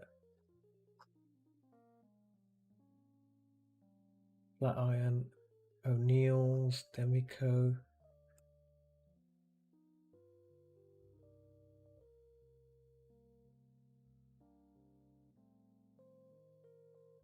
Oh, there we go. That's the one. What? Plum and split. Oh, okay. Yeah. Plum and spilt milk. This space is. Oh, man, I've got to save that. How do you share it?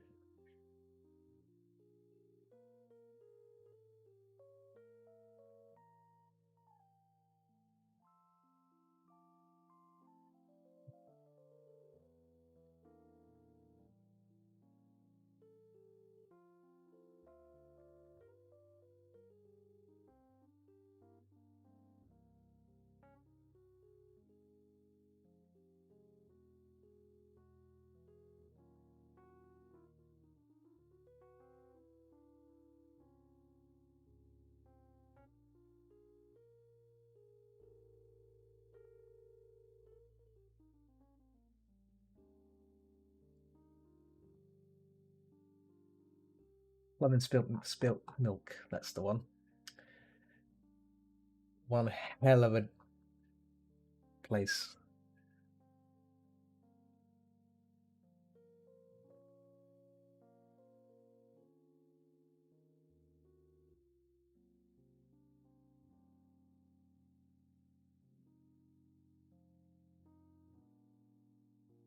Plum and spilt milk. Spilt milk. Plum and spilt milk.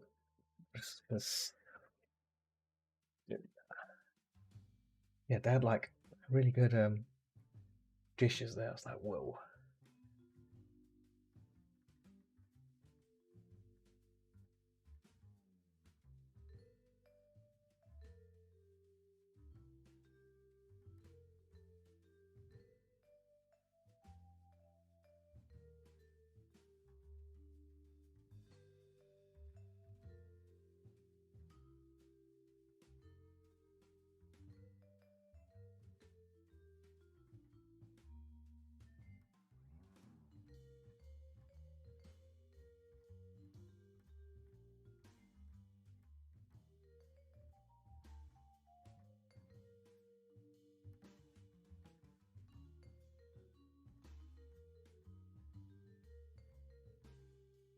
So I'm just sharing some recommended restaurants.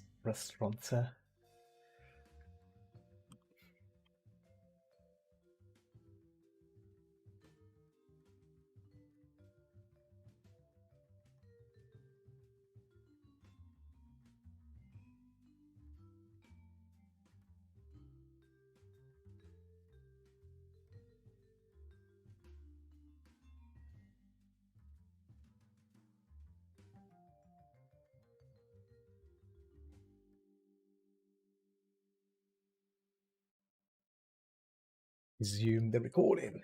Come on, quiet. So that's good. It's a good sign if looking at things. Right, and nose. That nose was also something I forgot to look in on. It's got a bit of grey on there, blue on there. Really desaturated bluey texture there as well. You see, and then comes down here. Oh, straight line. Where that straight line come from?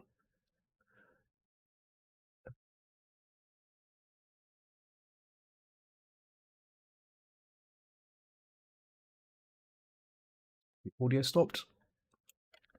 Has the audio stopped? Yes, it has stopped, isn't it? There we go. Put on loop. Dang damn it. Oh.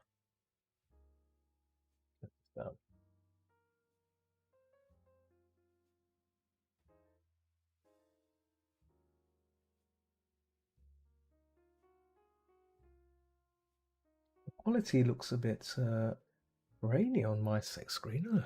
Why does it look grainy? It's weird. Alright, fine then.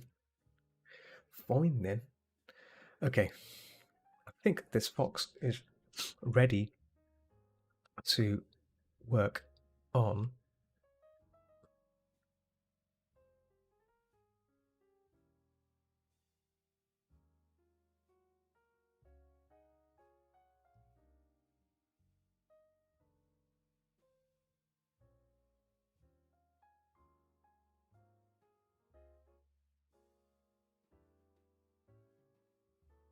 all these little bits and stuff will be done with the render. I think if I do it with the rendering during the sorry, not rendering, during the detailing stage, I think that'll be the best way to do these areas. Right.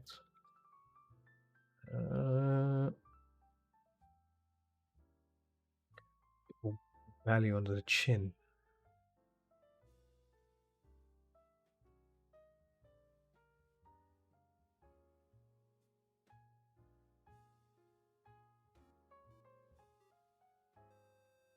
Oh, oh,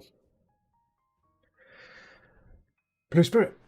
Cheers for the little cheeky raid there. Party of five people. Welcome. Welcome, you lovely little people. How was your traditional drawing session? Raid. How are you people? I saw Blue was working on some traditional stuff when I was there. And I was like peering by. Oh, Senna, thanks for the follow. A little potato is on its way to you. Yeah. It was good. Did some Apex. Yeah. Oh, Apex at the end. Yeah, of course. You gotta have your gaming fix. I know that feeling. Like after this, I'll be after this game. After doing some art, I need to like do something completely crazy. Play a game. Speaking of games, I was just saying on stream an hour ago. I played Devour solo, and that was a bad thing. That was a very bad move. I don't know if if you don't know if you guys have seen that game, Devour. It's just a jump scare game, pure jump scare. And I actually shouted, you got this crazy woman chasing after you, and it went ah. Is it potato baked? Oh, it's not. It's not baked. It's a smiley face with a potato smiley face. Actually, I can find you. I'll send you a link to one. I'll send you a link to a potato Senna, since you. There we go. I found a nice one. I found a nice photo image. There you go. Boom. Right, freshly off my server. Yeah, Devour. Blue. I think you should check that game out. But I don't think it'd be your kind of game. I kind of someone gifted me that game, and the problem with it is it's not a single player game. It's a team based game, and I played it solo, and yeah, I tried my best to run away from this crazy lady, but she just constantly on my case, and yeah, damn, damn. So I've got a game that no one else has on my Steam list. No one on my Steam list actually has the game. It's probably good for a reason, you know. So, but yeah, thank you for but Sana, thank you for the follow anyway. Yeah, thank you, much appreciated. Hope you enjoy that potato. You know, it's not to be eaten though.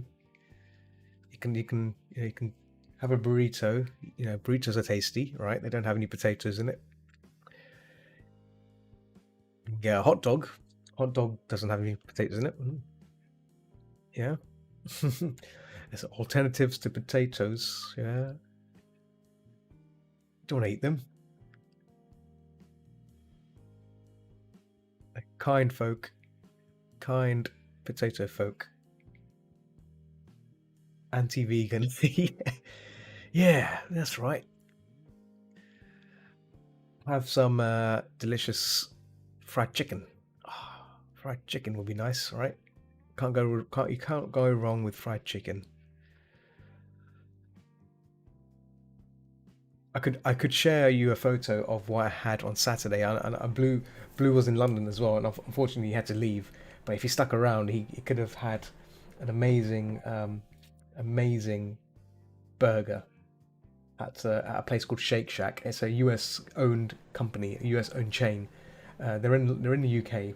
There's not many of them, but it's mostly in London.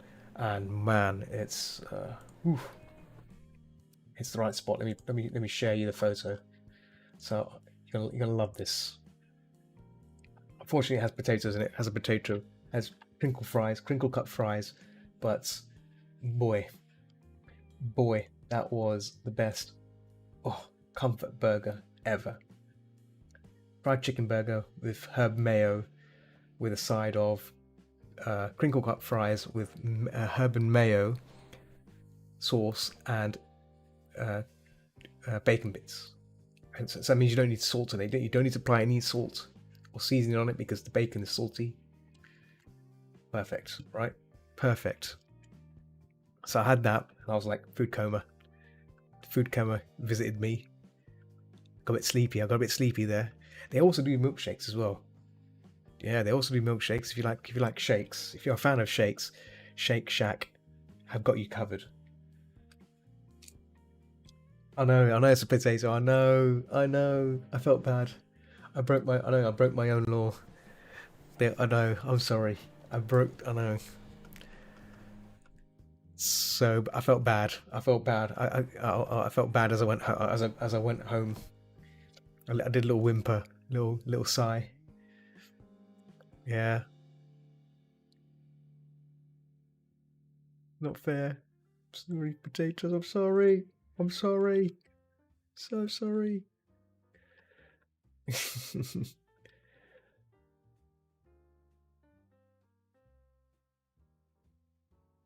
Are you all looking forward to bonfire night or Christmas? Christmas is coming. I know some people in the States are going to be celebrating their Thanksgiving. Is that right? Thanksgiving, and that's coming up. So, do you like the foodie stuff, the fooding, eating? There's gonna be a lot of food to be gobbled up. Do love the old nosh.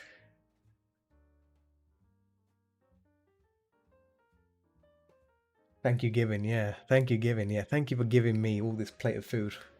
That's what I'd say. Thanks for giving me all this food. I'll eat it. Yeah. I'll tell you what's the best. Pigs in blankets, right? They're the best things ever. If you've not had pigs in blankets, ooh. Oh, that's a link there. That's fine. I can see it. Oh, let me see if I can load. Let me see if I can copy that. Oh, it's fine. Don't worry. Just oh, so, oh, that's a sad potato. Oh no. Oh no. I feel more guilty now. I feel more guilty now. You can. It's just Nightbot being a bit of a goof. I've got your link there. I'll paste it on your behalf. There you go. I've pasted it on your behalf there. Yeah, it's because sometimes you get those spammers, those annoying spammers that turn up and just cause a bit of problem by advertising about this lovely way of getting followers and stuff. Yeah, I'm sure you've seen those bots. They're wonderful. They're wonderful. I know. Oh, you really are making me feel guilty now. Oh no. Oh no. Oh, oh not that. No, I didn't mean to eat that potato. Oh. I had to survive. I had to survive. If I hadn't have eaten it, it would have been a waste. It would have been wasted, right? You don't want to waste delicious plates of potato, right?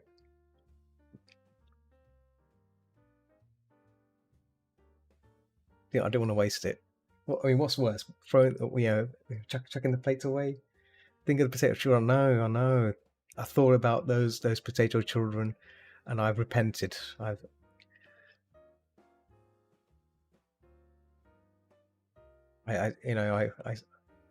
forgive, paying for my sins. So I'll I ask for forgiveness. I shan't eat another spud again.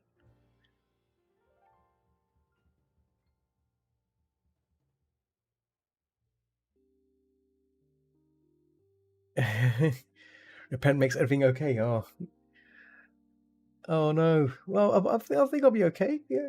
Am I? Is it not okay for now? I want forgiveness. Forgiveness for my sins.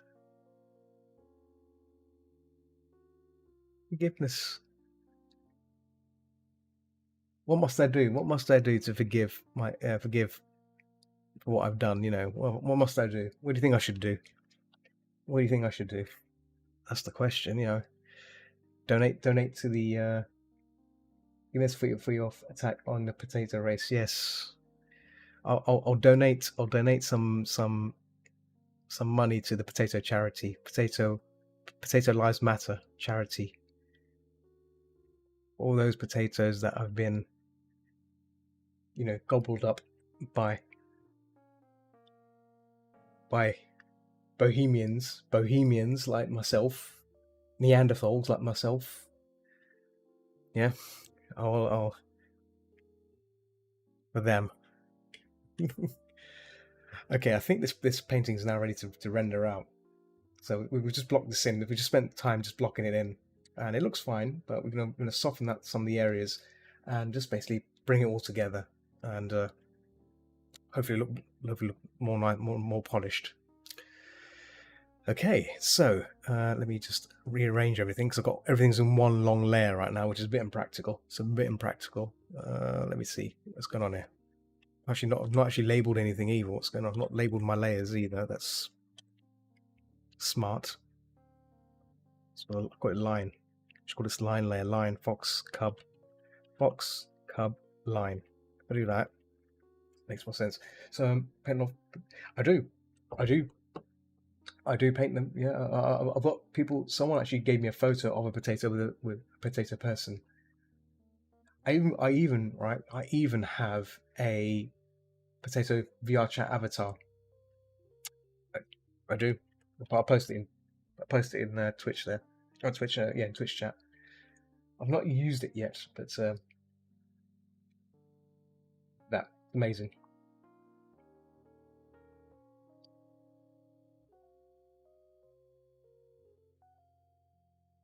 And well, I shared some of the potato art I've drawn as well. You can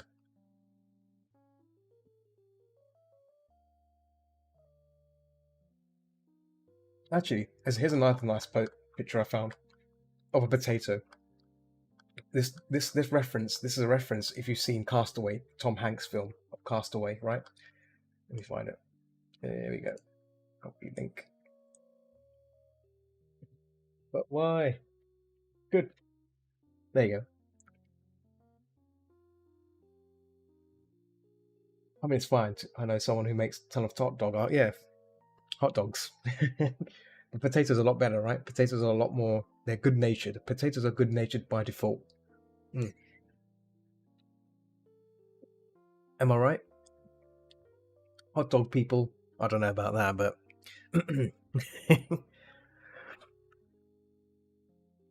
potatoes are on a whole new level of goodness. They're good folk. All right, that fox is there. Good. Right, so I'll call this fox cup. So I'll make a new layer inside here and call it render. We'll start rendering this out now. Now we get to real business. Now get into the real shtick. So Senna, where you based? Are you based in the UK as well? Because you came in from Blues Stream. You're based. I'm based. You're based. Okay. They painted comics about hot dogs, like 12-page comics. Okay. Oh. Hot dog comics. Very nice. You are based, of course. Okay, that makes sense. Good location. Good location.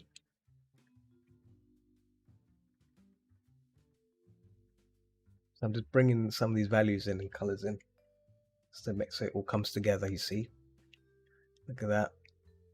Not spending. Zoom back a bit as well.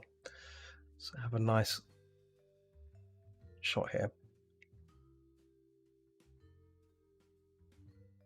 I might make an expression version as well. This one's like just basically study, but I want to change his eye expressions to more like a sneaky little cub, rather than the default one like this. So messing with that in a minute once I'm finished with it. But the plan is to try and get it done by the end of this session, but I don't think it's gonna be tricky because I've reached 2 hours, nearly 2 hours here. So I've got about another 30 minutes to go before I end my session. And it's 11:30. Well, it's nearly midnight. Sorry, it's nearly midnight here in the UK.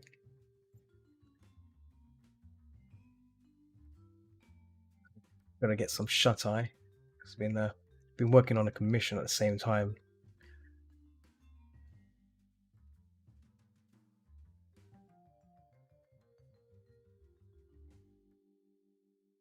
It's doing stuff. But I would like to do some gaming after this. I think some sort of gaming, maybe just to chill out a bit. Based on the Milky Way, on a planet Earth, on a Europe, in Belgium. Okay, Belgium's pretty good. Yeah, I've never actually been to Belgium, but I'd like to go there. I've been to Germany. I've been to Spain, Madrid. There was a ferry convention there. Fantastic. Spanish ferries are amazing. They're great people. I went there. I didn't know a word of Spanish, and I somehow just survived there with just basic lingo. But they're all really welcoming. I'm planning to go there next year when all this crazy lockdown stuff ends and all this pandemic, which just awful. Yeah. Are there any? I think there's some furry stuff going on in Belgium. I think there's some furry hangouts. I might have to look into this. I might have to research this because I'd like to visit some new areas. Getting sick of UK conventions and stuff. I would like to go somewhere different. See what else is going on elsewhere. There was one in Poland called Daku Con or something like that, which is I know a colleague of a friend who's going to that. I was planning to go myself, but I'm not sure yet because with COVID and everything. But I'd like to check it out. You see.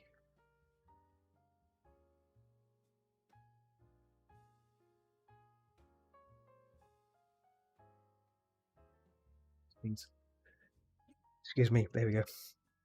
Oh.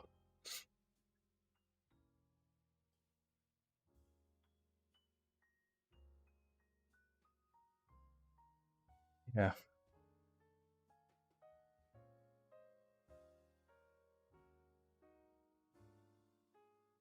There's also a convention happening this weekend as well. A VR convention on VR chat called Ferality, which is looking forward to that.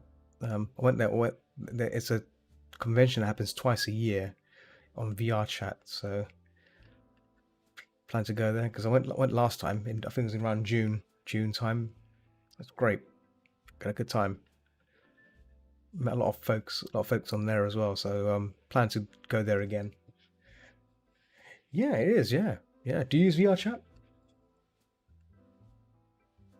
Do you use it? No. Okay. Not really. Okay. Yeah.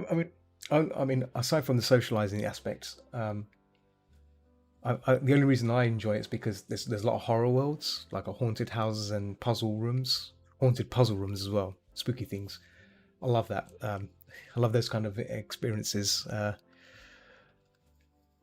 Yeah, and it has games as well. I think Blue has streamed himself playing on VR chat, so there are some games on there you can play. Potato jump scare, yes. Oh yes, yeah. Potato mysteries, I call it.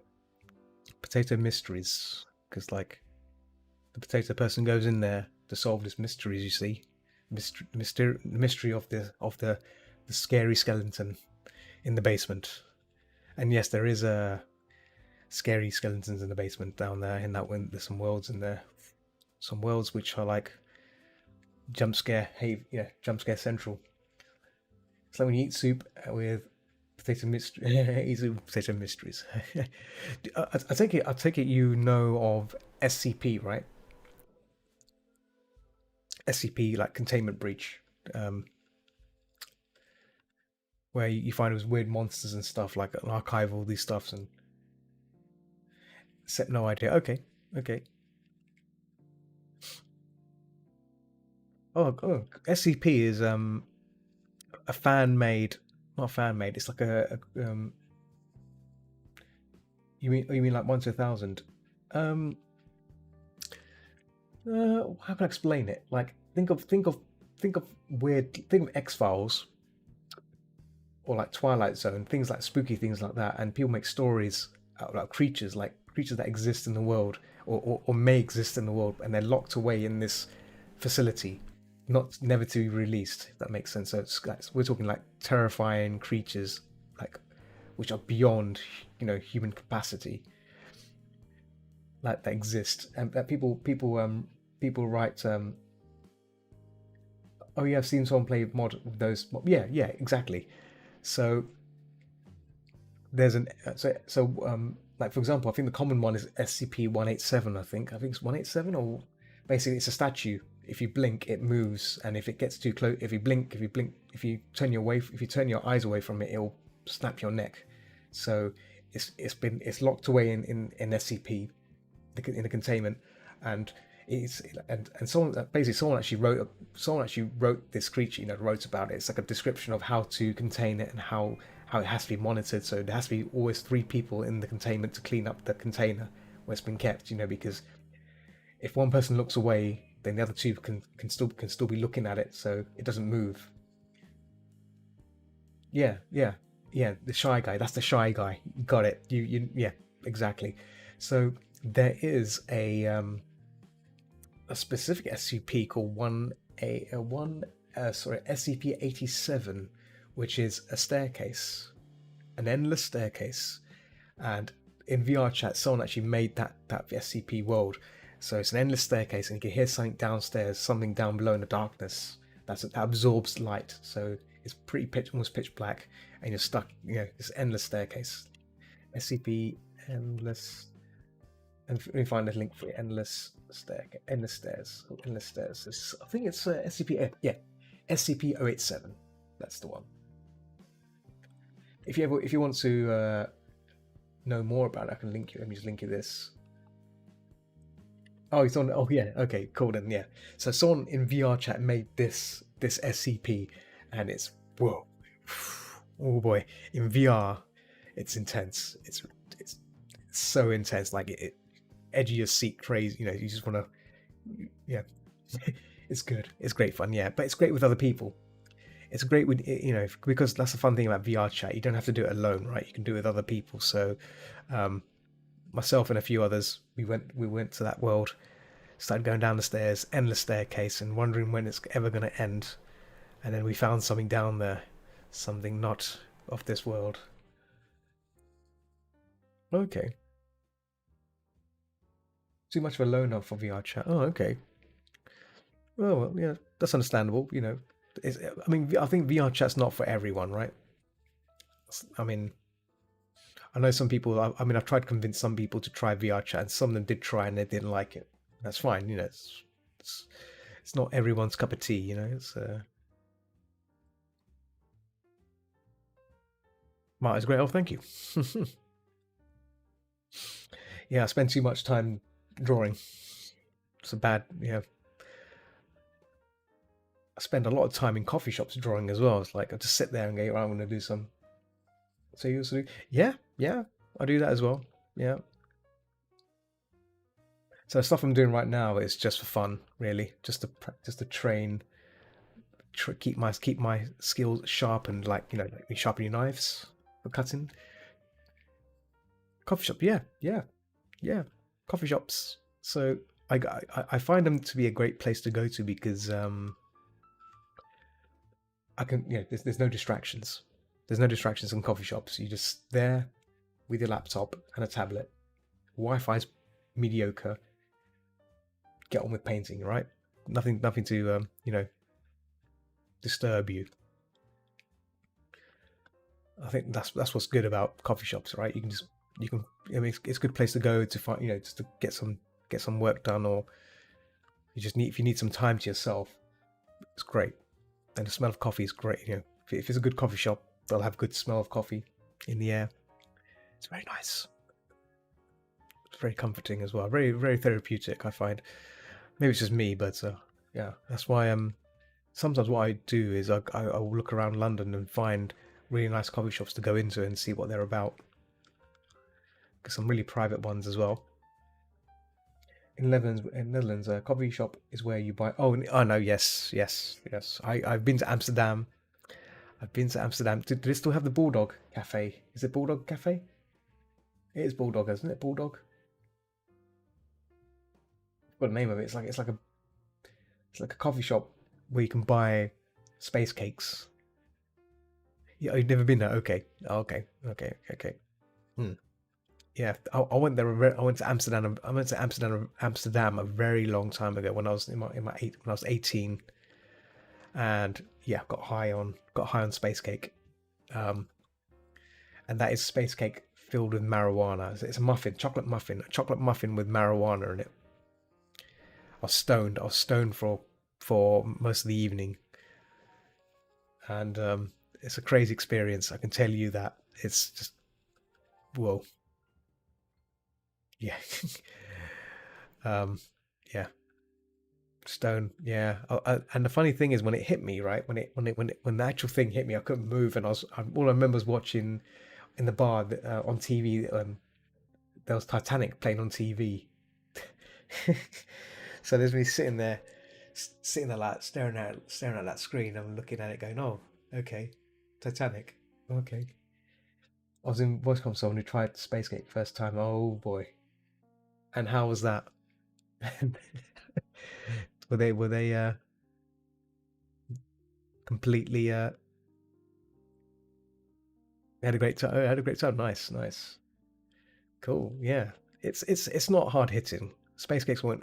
I mean, I think Space Cakes probably has a small amount, so it's not a real kick. But it was, yeah.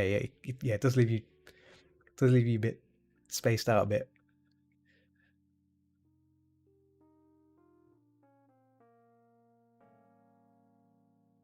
I had like three. Oh my god! Only had one. Only had one, and your friend had, well, this person had three. That's insane. That's a bit brave. I don't think I can. I mean, given what I experienced, I don't think I could take three. I mean, yeah, the muffin was great. If it's a chocolate, because it was a chocolate muffin, right? Chocolate muffins are amazing. Um, chocolate muffins are delicious. So if you like muffins, then you will just obliterate that cake. It's just delicious sweet cake with that goodness in it.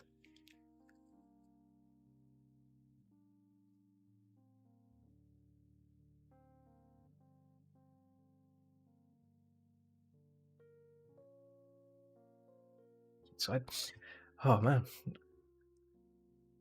can't believe it's Thursday, almost Thursday. A few minutes we'll have Thursday. I think you're a few hours ahead. You're an hour ahead. I assume you're. So it's already Thursday for you.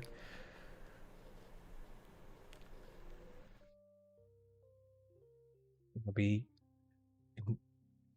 It's 1 a.m. Wow. Oh, you should. Don't forget to. I think, but I think you should probably, if you're sticking around, I'm grateful. But yeah, don't forget to have a good night's rest as well. Belgium, of course. Right. Yeah, my time differences and all is always a bit flaky. Yes, it did. It did. It started from Monday, I believe. The clocks changed, and yeah, I hate this season. I hate this kind of season where it gets dark. Like at 4 o'clock, it's nighttime.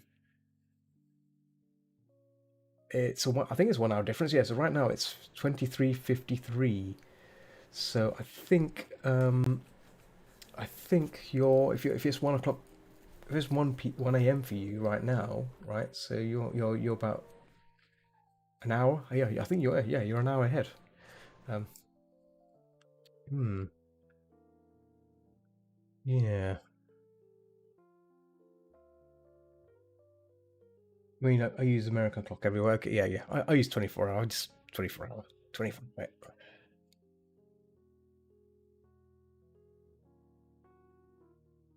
The 24-hour clock. 24 hour ain't fun.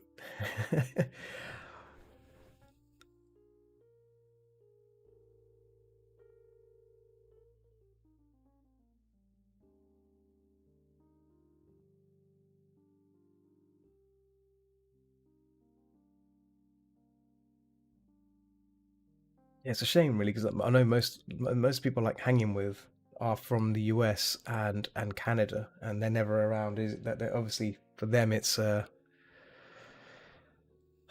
tricky to catch up with them. And, I only get so much time to talk to them before I have to go to bed, which is a bit of a shame.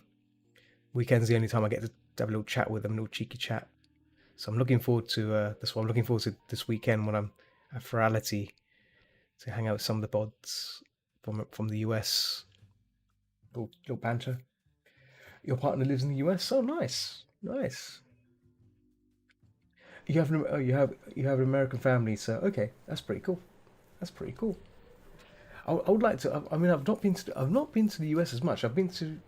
I've only been to the US twice, and the first time I went to was Anthrocon, which was in 2000, 2002, and then that was I went to Boston and then Philadelphia afterwards. Um, and then the second time I went was a few years ago. I went to Florida, and that was to another furry convention. That was great.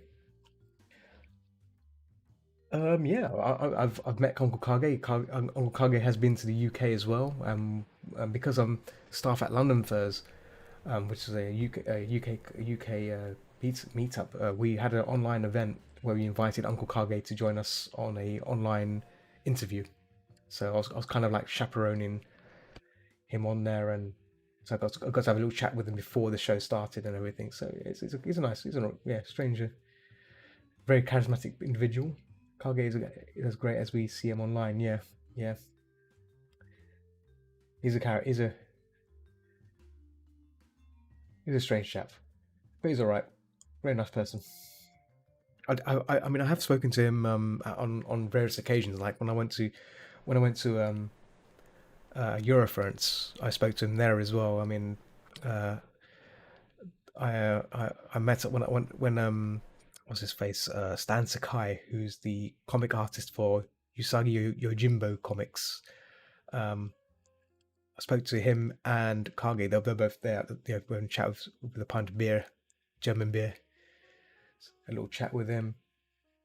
I'll be going to Eurofriends next time if I have money. I highly recommend it. I've not been to the one in Berlin yet. I've not been to that one yet, but I've been told it's really good. The ones I've been to the one in Magdeburg, which was a few years ago, many years ago, and then the one in the Nuremberg Hotel, which was in 2014, I think. I see, old one. Yeah, yeah, yeah, yeah. I've been to the original ones, which were they were good. Yeah, so it was in Berlin. Yeah, Berlin. Yeah, so I want to go to that one, but I want to go to I want to go see the museums there as well, and the zoo and stuff. So if I'm gonna go to that particular convention, I'll probably be spending some time looking around, exploring Berlin, see what's there. Because I mean, I'll knowing me, I'll probably get bored of the convention after a while, after a few days. Just want to go walk around a bit, see what Berlin has to offer.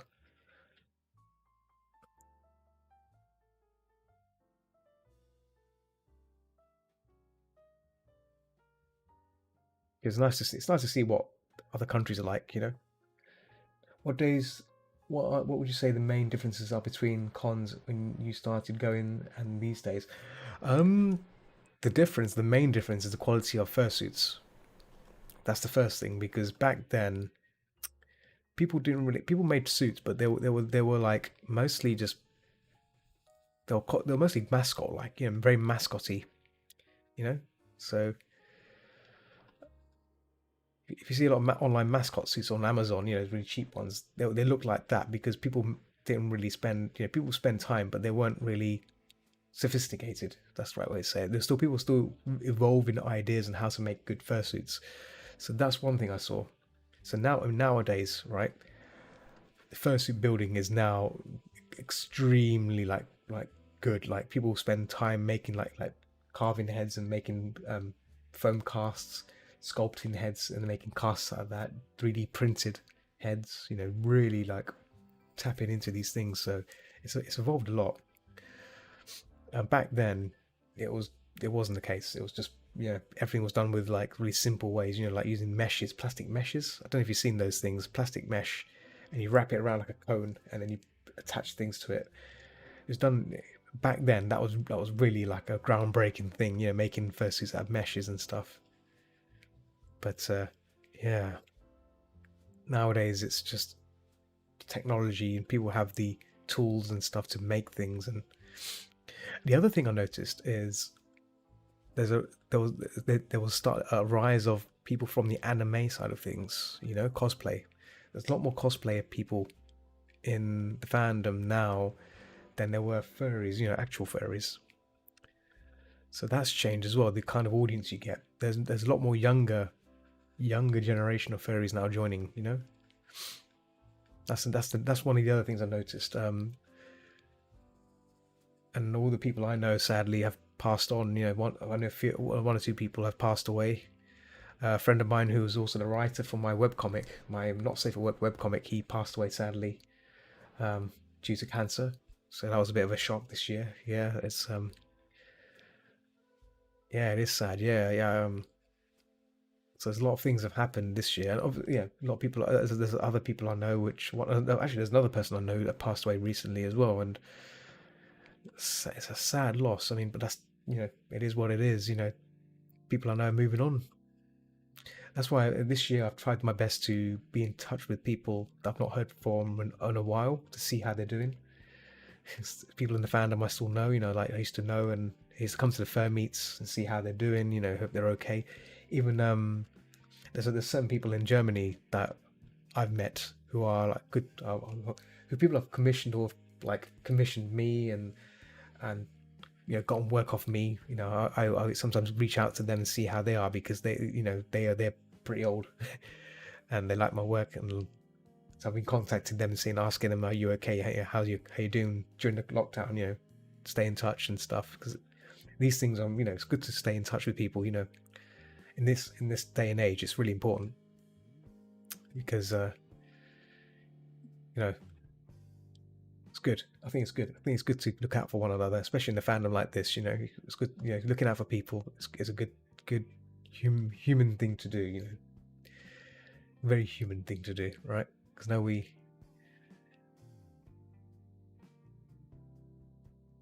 I've been kind of been slacking at times because I've been busy.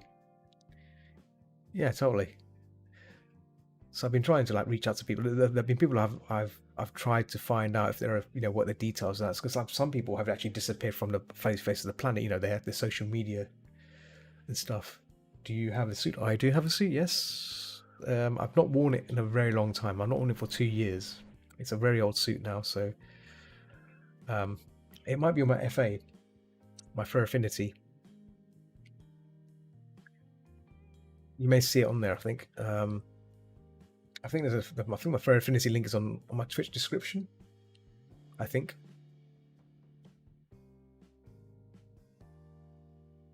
Do I want to look? I don't know. If you asked if I had a fursuit, I guess that's the.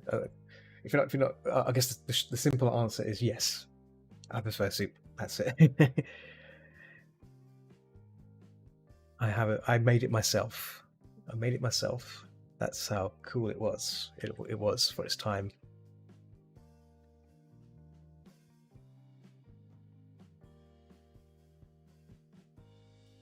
Um. Oh. Yeah. No. No. You don't want to see that stuff on there. No. We don't want to see that stuff on there. It's bad. Don't do it. It'll hurt. Avert your eyes. Avert your eyes. I repeat, avert your eyes. Halloween's already finished. Halloween's already finished. Yeah, you can't look at it now. It burn your retinas. That's it. You better wash it. You better wash it with some antiseptic liquid.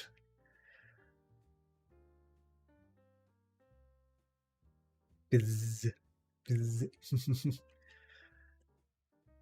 Yeah, I do like illustrating the female form because they're so good. I do like illustrating them, but at the same time, I do like wildlife paintings as well. Wildlife paintings, it's something I enjoy doing. So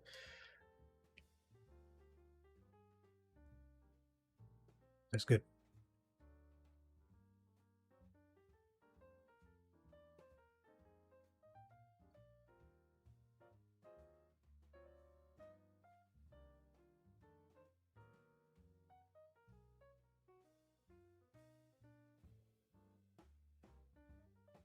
Just basically bringing some of these areas together, just bring it close, keeping that shape as well.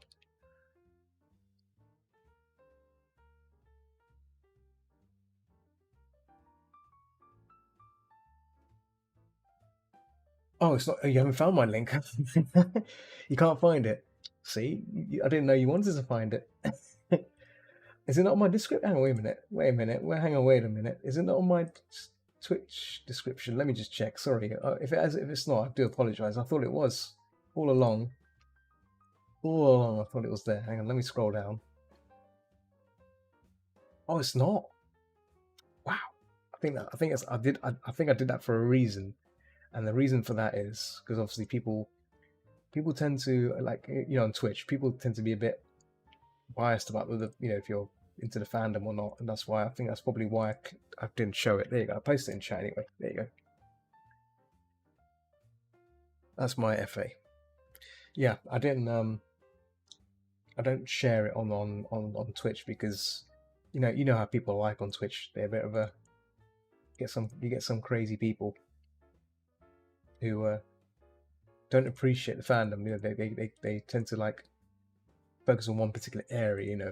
They think you're weird or something. And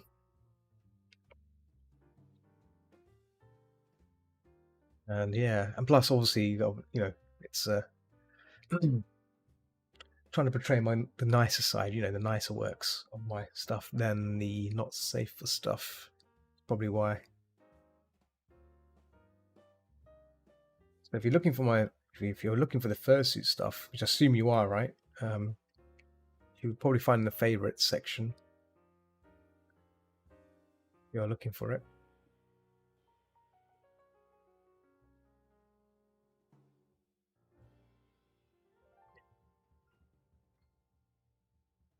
Find it on there.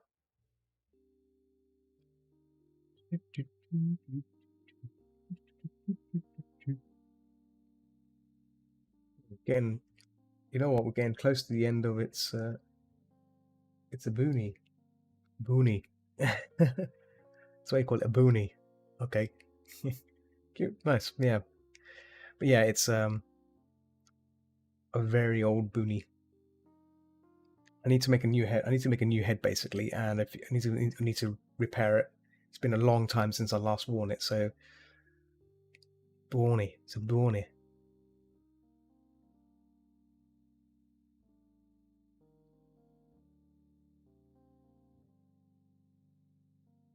Yeah, his own. Yeah.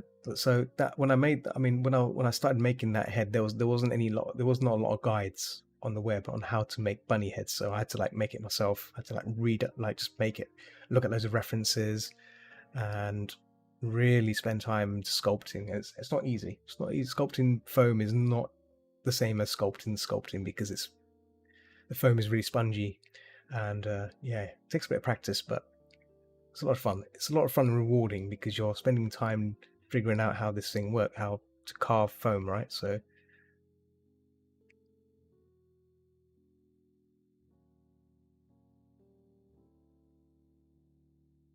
They just shave a lot of head on shave. They shave a lot on heads. Yes, they do. Yes. I tried to shave. I shaved a fair bit on mine, but left most of it intact because yeah, didn't want to. Wanted to leave it more fluffy. And the suit I wear is really fluffy. I'll go a certain way. Yeah.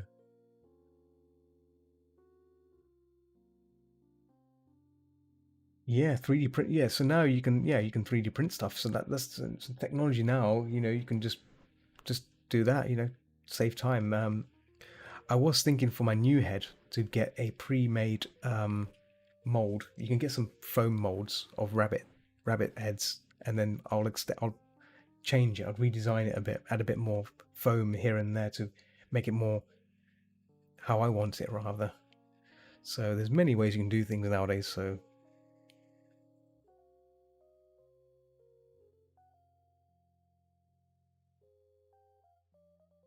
I mean, part of me wanted to like commission someone, but then like when you commission someone to make a suit, it ends up being there. Like sometimes they may not make it the way you envisage it. That's what kind of worries me.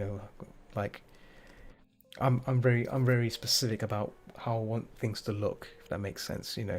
And if for example, if you commission someone and they make it and it's not how you visualized it, you won't. You're paying like what 400, 600 euros or more, maybe 800 euros, and you won't be happy with it because you paid that much money and it doesn't look like something. And the other thing I've seen some makers where, for example, you're assume you'd want a fox, right?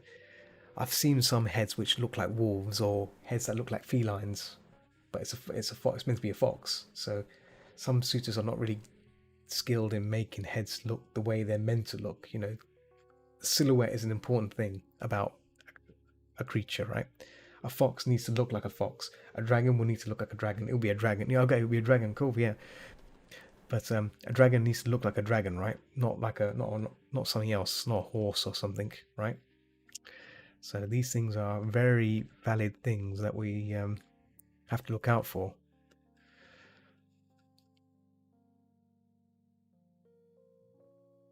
Really model in Blender till perfection. Okay, yeah, do it. I'd say do that. Do that. What you can do, um, and I've seen someone has done this. Someone has done this, right? Make it in Blender, and then UV unwrap it, and then print that unwrapped on some sheets of foam, and then cut them out, and you can put it back together again. I've seen someone do that with um,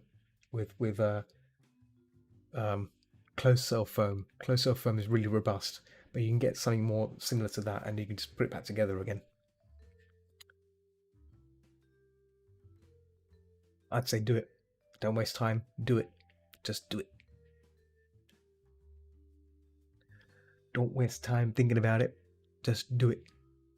As a Shia LaBeouf would say, yeah? Do it. Just do it. I will need to print a mold and just use the self-expanding foam and that. I mean, that's one way, but it'll cost money, right? To do all that moldy inflation mold stuff, right? I mean, the UV unwrapping way is a lot easier and it's lighter, and it probably be a lot more better, robust. Yeah, it'd be cheaper as well because we need the foam and get some paper, print out the UV unwrap on the paper, and then t- trace it over the foam and cut it out, right? That's all you need. That's all you need. That's how I would probably do it, right? Because I've seen someone, like I said, I've seen someone do that same thing, the UV unwrapping way.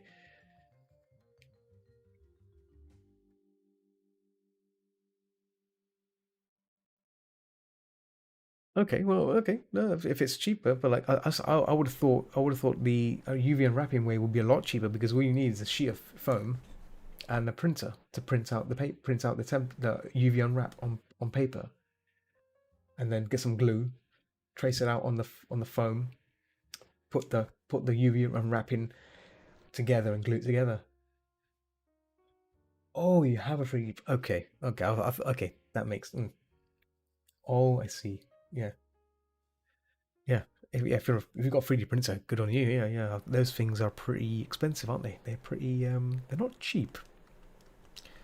They're not exactly cheap either. There, but yeah, if you've got one, very good, very good.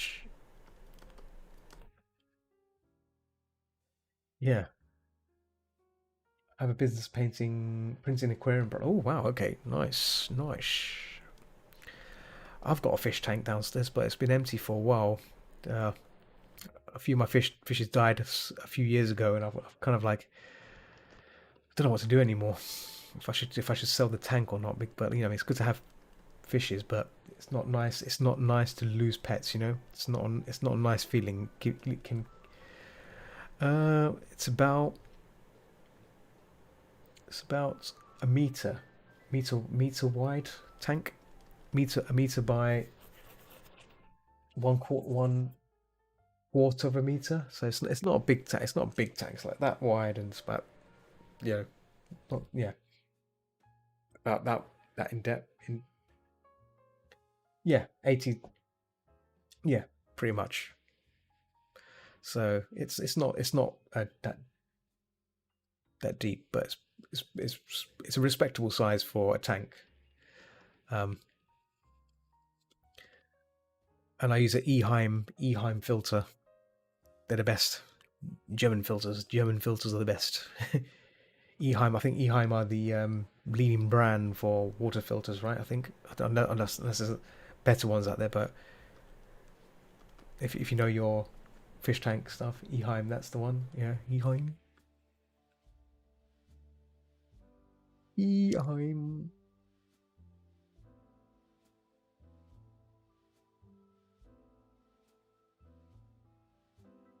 They're trying very hard to seem high end. Well, I've not seen any other filters out there which you know which is better than well, which is common than them. I've seen a few, but I'm not most of the stuff that I always see was Eheim. I mean, there might be better ones now. I could be wrong now. Mind you, this is my knowledge from a few years ago, so it might have changed. The products might have changed. Yeah, something better might have come out by now, but I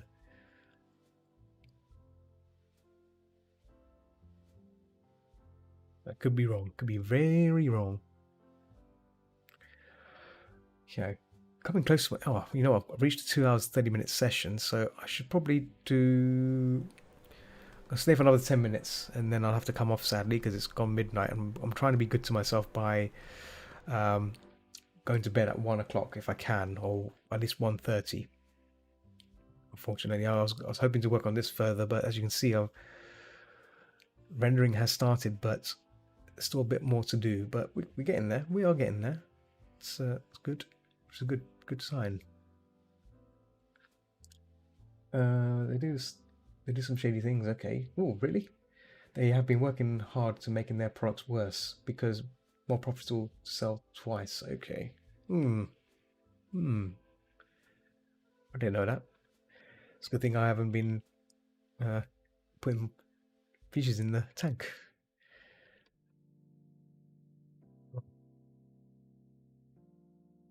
I would have thought German brand stuff would be, good, right?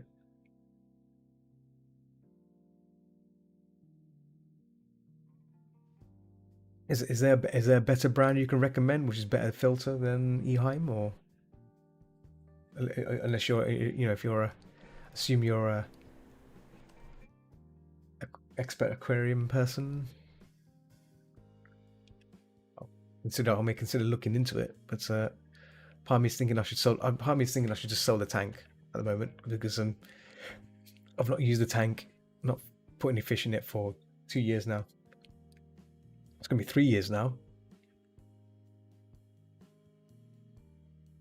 Like heaters, they went from 1 meter thick, and the heating wire that doesn't break when going for a ton of heat cycles, something like that breaks. Yeah, the last heating element I had, it broke, so I got another one now, and man, that was just It's a good thing the fishes weren't in the tank when that happened, man, because if that happened, they would have been electrocuted, I think. Those heating elements are not good.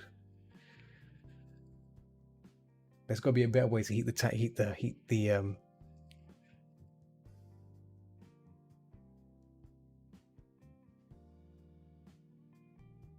Oh really? Oh my god. Oh my goodness. That doesn't sound good. Oof. Oof.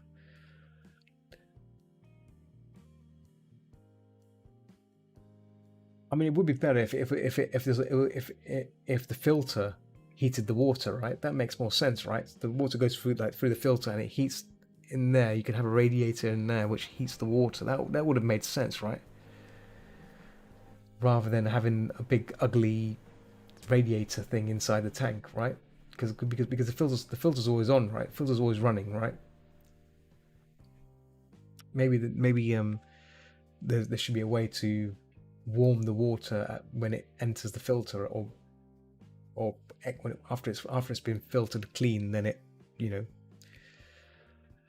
maybe something should be done about that. This could be a way to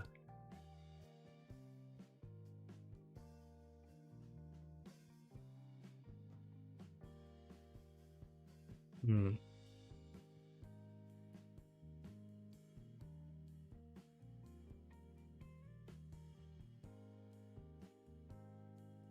I made it a bit warmer now, a bit more white there, just maybe a bit of blue as well, just a bit of cold blue in there. Yeah.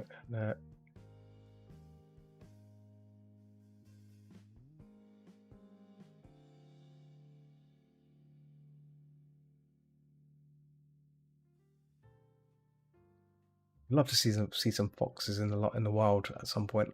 There's a fox sanctuary in London, in somewhere in Greater London. Sorry, Greater London, which you can go see. So when things start calming down, I may have to in December. I might go in there, go and check it out. See little foxes. Oh,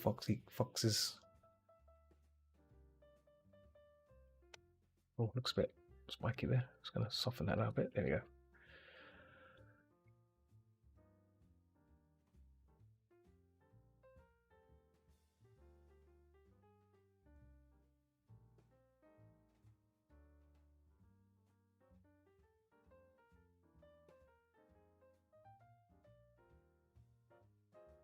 Yeah.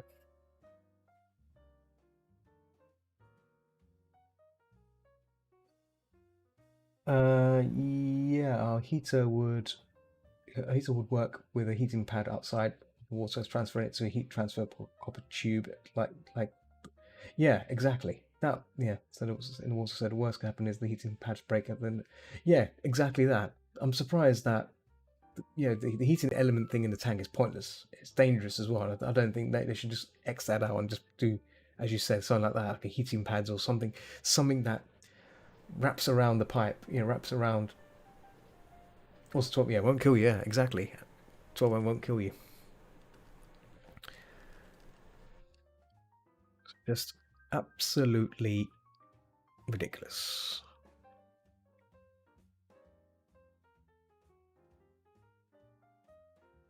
Right, so yeah, so I'm going to stream for another 10 minutes here, and then I'm going to have to exit. I do apologize if you. I think it's just only you and me in this chat. I think everyone's Picasso's gone quiet.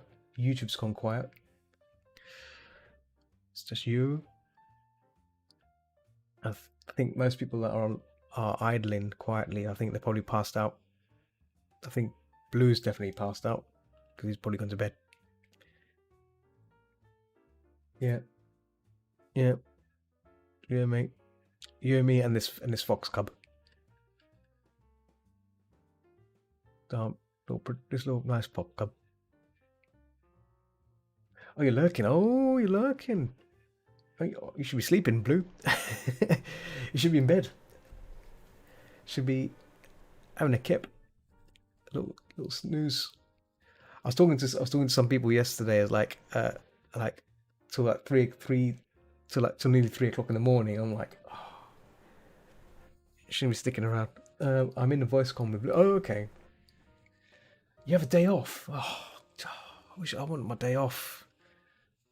Oh, my day off. My last day of any kind of work is the 10th, which is one day before the winter party, London Fest winter party. I'm looking forward to that. It's gonna be a nice like day, full meet from 12 noon to 11 p.m. So it's a long meet. Um, it should be a lot of fun. I'm planning. I'm pondering to take my suit down there as well, but we'll see. We'll see what happens. But it'll be nice to do some suiting for a change at the venue. We shall see.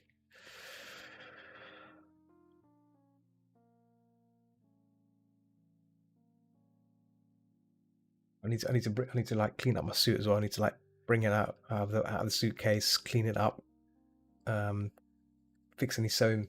I'm sure it's got some tears and stuff. I need to probably fix some seams, seams, torn seams because it's an old suit. Oh dear, oh dear.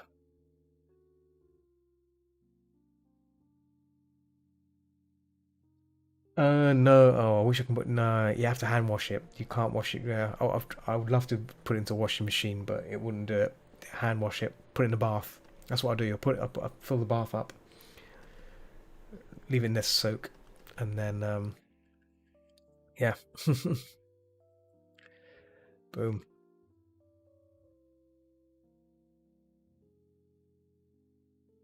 Yeah, I've seen people wash suits. Yeah, yeah, yeah. It takes ages. It's a lot of work. You can just take a bath wearing a suit. Oh, I don't know about that. It will get really soggy and heavy. Suits get really heavy when it's filled with water. By the way, all that fur just soaks up the water. Yeah, it's not good. It's like whoa, whoa.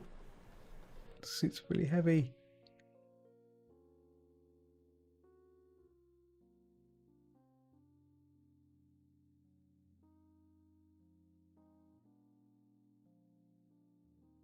Some shadow on these little parts. There we go.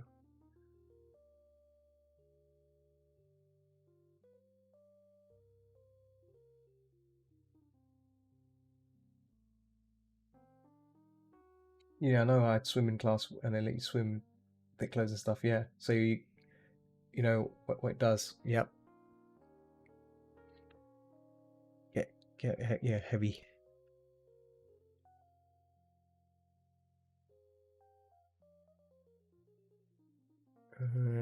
One second, I'm just thinking here. There we go.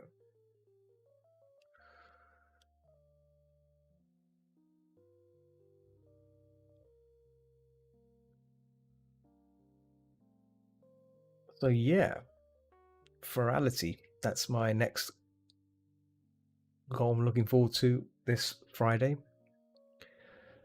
Gonna be mooching around on there. Moochie moochie. Yeah. Today I just submitted my delayed dealer's copy. Also, I'll not throw away the aquarium. No, well, no, I won't throw away. I probably will sell it, but I need to find out how to sell it. Probably through eBay or something. eBay. Maybe that'd be the better. That'd be a better choice.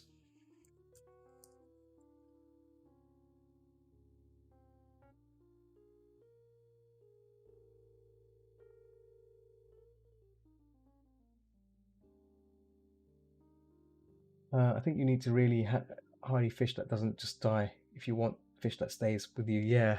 Well, the thing is, my goldfish, I had them for a long time, and we're talking like seriously long time, and about I say more than like 10 years, more than 10 years, and that's why it hurt me a lot. Like the loss of it. It's like, oh, man, yeah, it was just wasn't the best of yeah, like oof, yeah, and like when it happened, I just stopped. I didn't stream for a few. I didn't stream for a few days because I was just really distraught. Like just couldn't really focus because my fish wasn't feeling well. Yeah, something was wrong with them. I don't know what was wrong with them, and yeah, yeah, yeah, it happened. And one time I was streaming and my fish was downstairs not feeling well, and I was more focused about that than streaming, so I had to like make kept pausing the session to go down, saying be right back to check downstairs on it. So it was a bit of a my mind was more focused on the fish than streaming, so that wasn't really the best of my best of times. Stuff you do for pets, stuff you do for pets, that's the thing, that's the and fishes. The problem with fishes, right? Any kind of distress can kill them, right?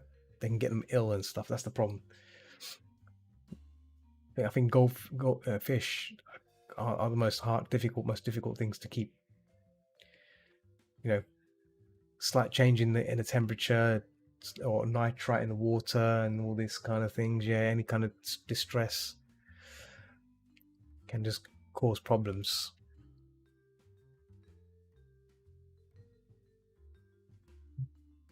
Well, depends. Okay. Mm. Mm. Yeah. I mean, it shouldn't be too big a problem, but for goldfish, oh well,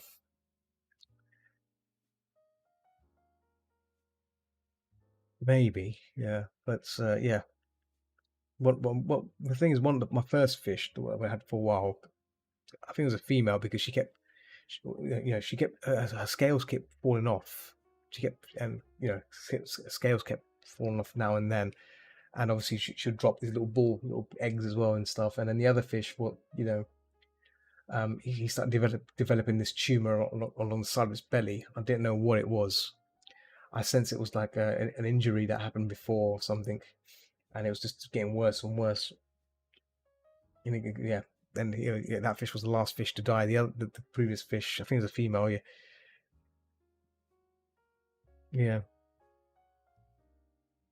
Mind you, these two fish were rescued from a closed down restaurant. A restaurant that's closing down. Those two fish were kept there, and they were being fed. They were being fed pellets. Also, so it was just awful. I don't think it's the right kind of diet for them. So I changed from giving them pellets to flakes. Flakes is a lot more better. Fish flakes. So yeah, I don't know whoever owned them was feeding them that. Just they're dumb dums. Insect larvae, yeah, that's the other thing. I used to feed mine fish flakes and peas as well. Boiled peas, good for them. Peas are good for them. As is garlic. If you give them little blocks of little niblets of garlic, yeah, peas and garlic, good for the digestion.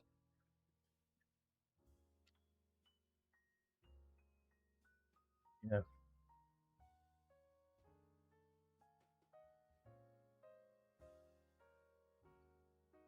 Yeah, these pellets were like not good because when they pooped, they pooped this like kind of weird kind of mound of mound of like it looked like a sponge mass, spongy mass. Couldn't explain it. It was weird. It was like a big ball of spongy pellet waste. It was weird. Yeah, it was like no, that's not going. Should be a line exactly. Yeah, yeah. It was just like what is going on here?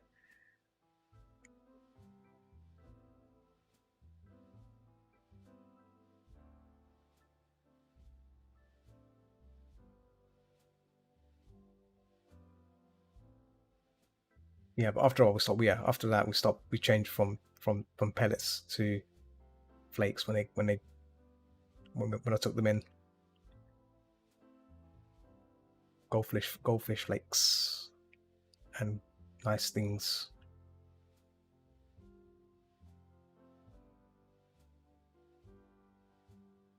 There's a chin there. I'm gonna try and erase that because that's a bit.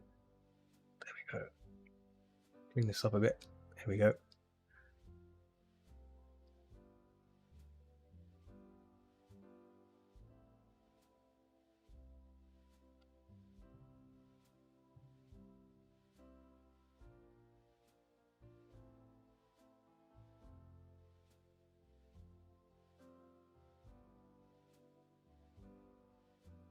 Oh, that's the background. 1 second. 1 moment. Background being in the way there? Yes, it is. There you go. You can always get into other fish. I mean, I have 2 meter aquarium in my desk and next to my desk, and my big friend Bacon, the massive Pelco. Pelcos are good as well. I had a Pelco. Surface feeders, yeah. Bottom feeders. Bottom feeder fish. Yeah. Mine. I had one of those as well, and it died mysteriously. Not sure what killed it. That was sad, really.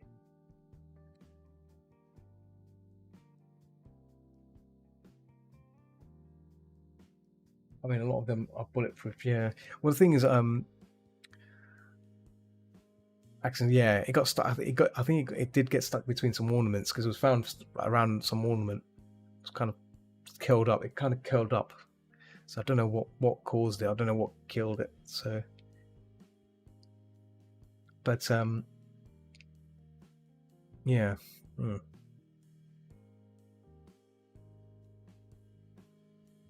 Yeah, get stuck. Yeah. It used to swim upside down to get to the surface food. It used to swim upside down. It's pretty cool. Upside down swimming to eat all the flakes off the surface. I didn't realize you can get like wafers. You know, the surface wafers. Doctorfish.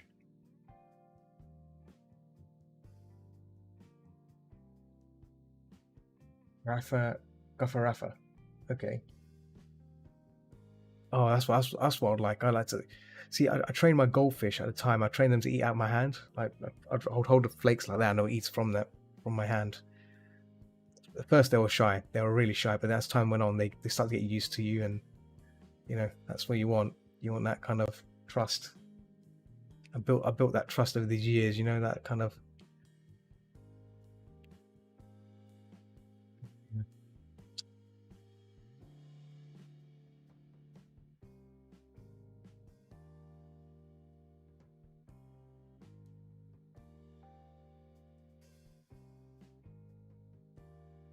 These are bellies here.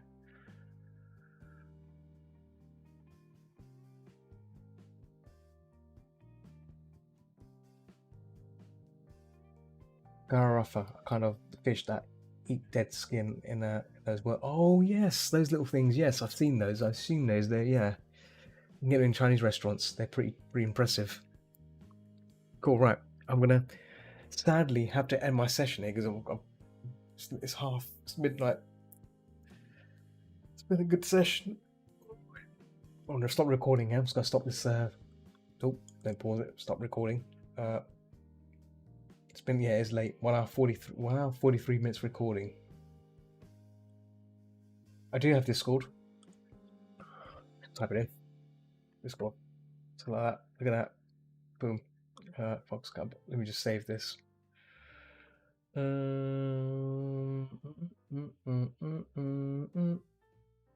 Fox Cub 2. Okay, that is the first one. Okay, Fox Cub 2.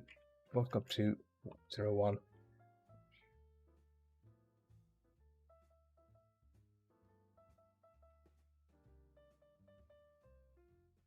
Cool. I think I'm labeling the files incorrectly there, but I think I'll fix that later. Right, that's saved out. Sweet. Very nice. Let me just run through that. Yeah, boy. Excellent. It's gone through nicely. Don't save it. No. Cool. All right. I'm gonna call it time, man. What? Oh.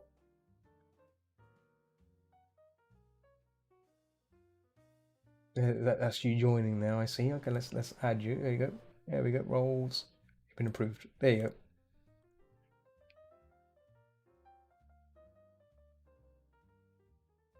You get a potato face. Thumbs up. Oh, thumbs up. There you go. Cool. Smashing. So yeah. Cool. Little fish pattern there. Nice. Nice. So yeah, I'm gonna wrap things up here, and then I'm gonna might just excuse me, play some bit of cheeky gaming before I go to bed. Or actually, you know what? I might actually work on that commission. This commission. Let me show you.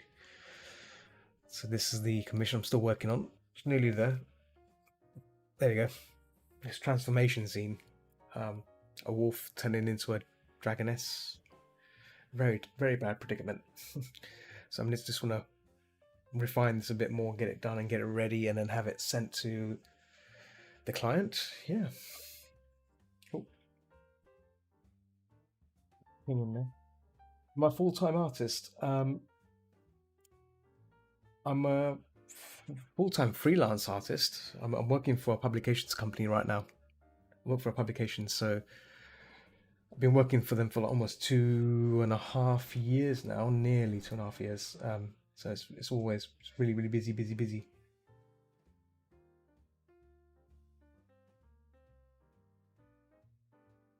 Yeah. So I'm always like doing stuff for them. It's mostly investment stuff. That's where the money is. Investment. Where the money is. You can't go wrong with investments. But you have to enjoy it though. I kind of enjoy it though because I like looking at data and converting data into meaningful stuff. You have money in Tesla. Oh, look at you. Go you. Money. Sweet. Since it was at 400. Okay, nice. So it's become minted. Loads of money. Cool. Right. I think I should probably bounce off here. So I'll be back tomorrow. It's a little more. Yeah. I'll be back tomorrow. Not. I think I'm thinking of probably playing some Resident Evil. Finish off that Resident Evil 2. Resident Evil 2 game with Claire. I'm on the final hurdle of it, I think. So might be able to finish that off. If not, I might just carry on with the Fox. I think Resident Evil 2 remake. Yeah, I've been smashing that game out. I mean, I could play some Deep Rock Galactic, which I played last week, which is a lot of fun. Deep Rock Galactic is great, but I think I should probably finish off Resident Evil and then do other things after that. So yeah, should be fun. It should be fun. Spooky stuff, zombies and stuff, plant monsters and stuff. There's a lot of plant. I've reached the Umbrella Lab, so there's a lot of these plant zombies which are bizarre. So it should be fun eradicating them or trying to burn them with something. So it'll be great. But anyway, that's for tomorrow. So thanks for joining me. It's been great as always. And until next time, keep watching the skies. Keep watching the skies, and I'll see you peeps tomorrow for some cheeky gaming. So yeah, see you guys later. Boop, boop, boop.